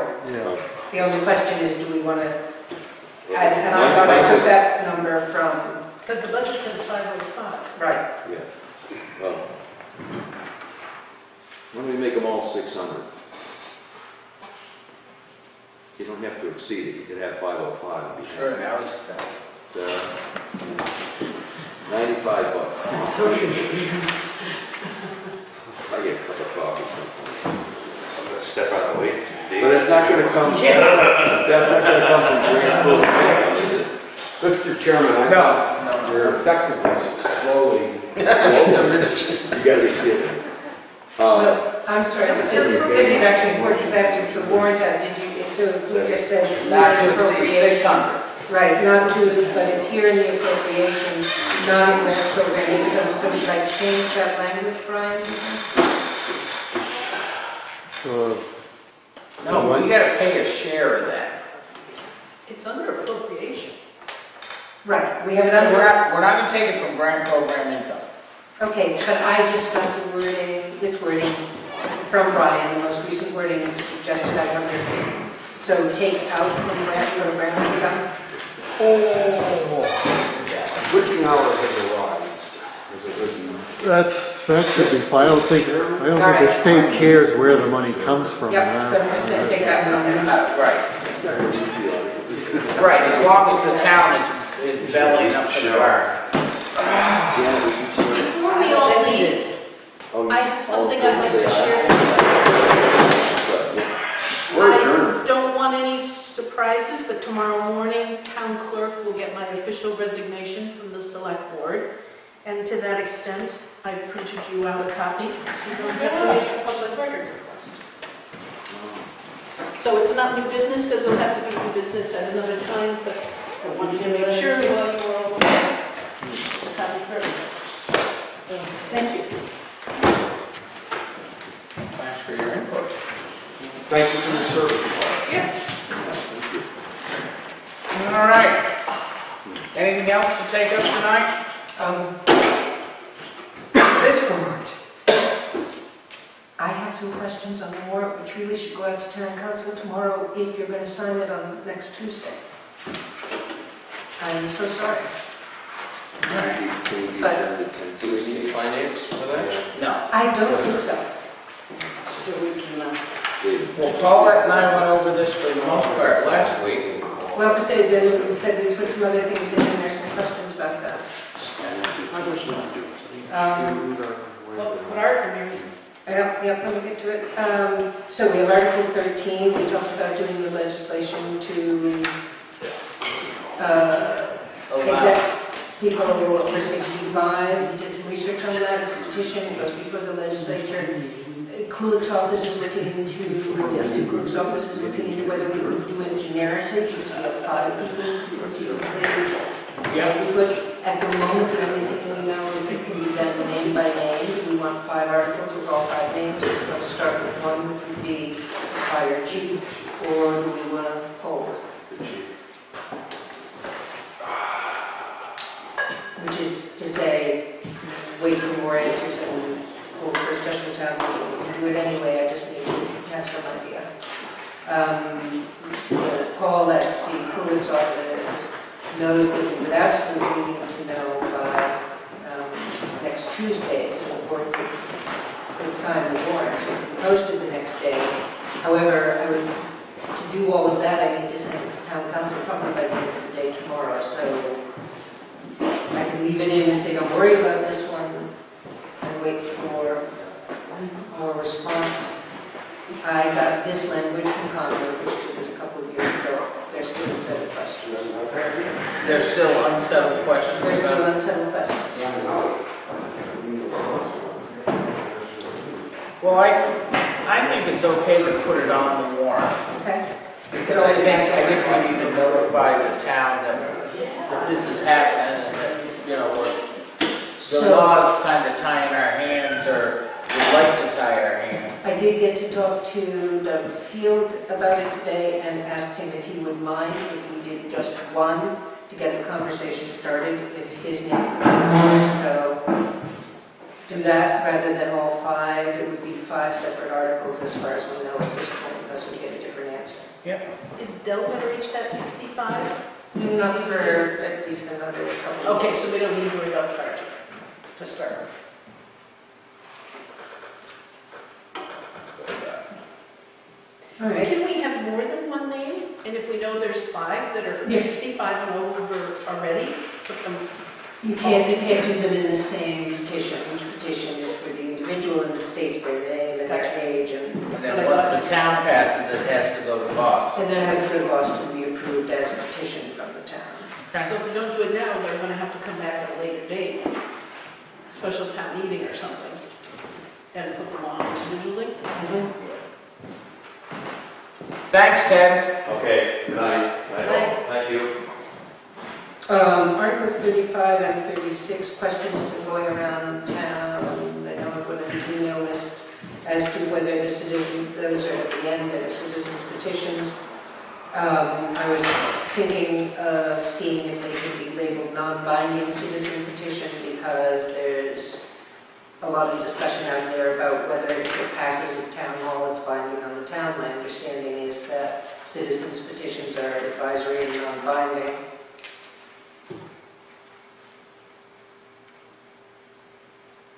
Do you know, should we check, do you want to just leave that for talking points and not have it go out? One of the thoughts was that if it's on the warrant when it's posted, people will come with a clear idea of what will be accomplished by the article vote. You're talking about 35? Talking about 35 and 36. I can't see why 35 wouldn't be binding. 36, I think there's a lot of contradictions. I mean, I know where they're going, just every time I read it, I think the language is, It may be binding by vote of the select board. I believe all citizens petitions are advisory, non-binding, so the select board could then say, we take it as an expression of the town, but I don't think it's binding by its nature. well, Donna and the moderator will be able to tell us more. That's right. But I'll just check that. So right, so I would think some input from Donna. Yep, I mean, that's why I want to get things off to her tomorrow, so that we can, all right. 11 is coming off, right? That's the one that the clerk was talking about. I think I just Yes. turned that into a different one. It was 12. Oh, what did I take out? Well, sorry. I was going Yeah, 11 is out. So then quickly, everything will be yeah. renumbered. But I wonder if I took something out of 12 that I shouldn't have. I was doing Yeah. fast this Just afternoon. Let me circle it. just check an old copy and see if there was something else that was in 12 before.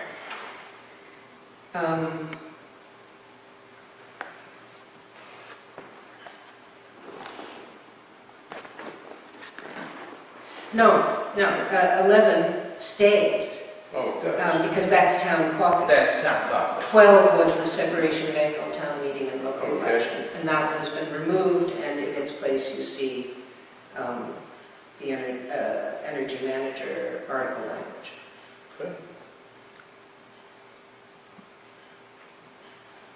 What's the purpose of changing the town caucus? Today? Because there's a contradiction between the town bylaw and the state. The state law gives a little bit of flexibility, which as we go into new election laws and changes will probably be valuable, whereas our bylaw keys it to the same date every year. I see.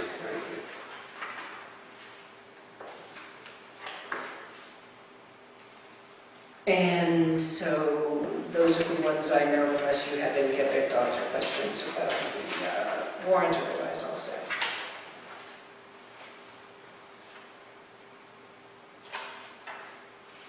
No, as long as it doesn't miss any of what we've been going through here for the last 3 months on the budget, any of those line items. I'm going to want to double check with yours. One minute. Check, double check. Make sure I got those numbers right from tonight.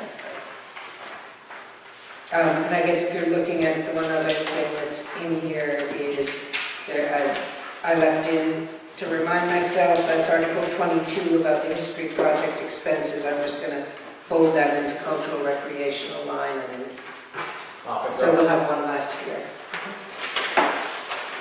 Yeah, last year I think we separated it because we did take it out of grant programming. Anything else tonight? Motion to adjourn? So move. Second. All those in favor say aye. Aye. Then it's over. At 10:24.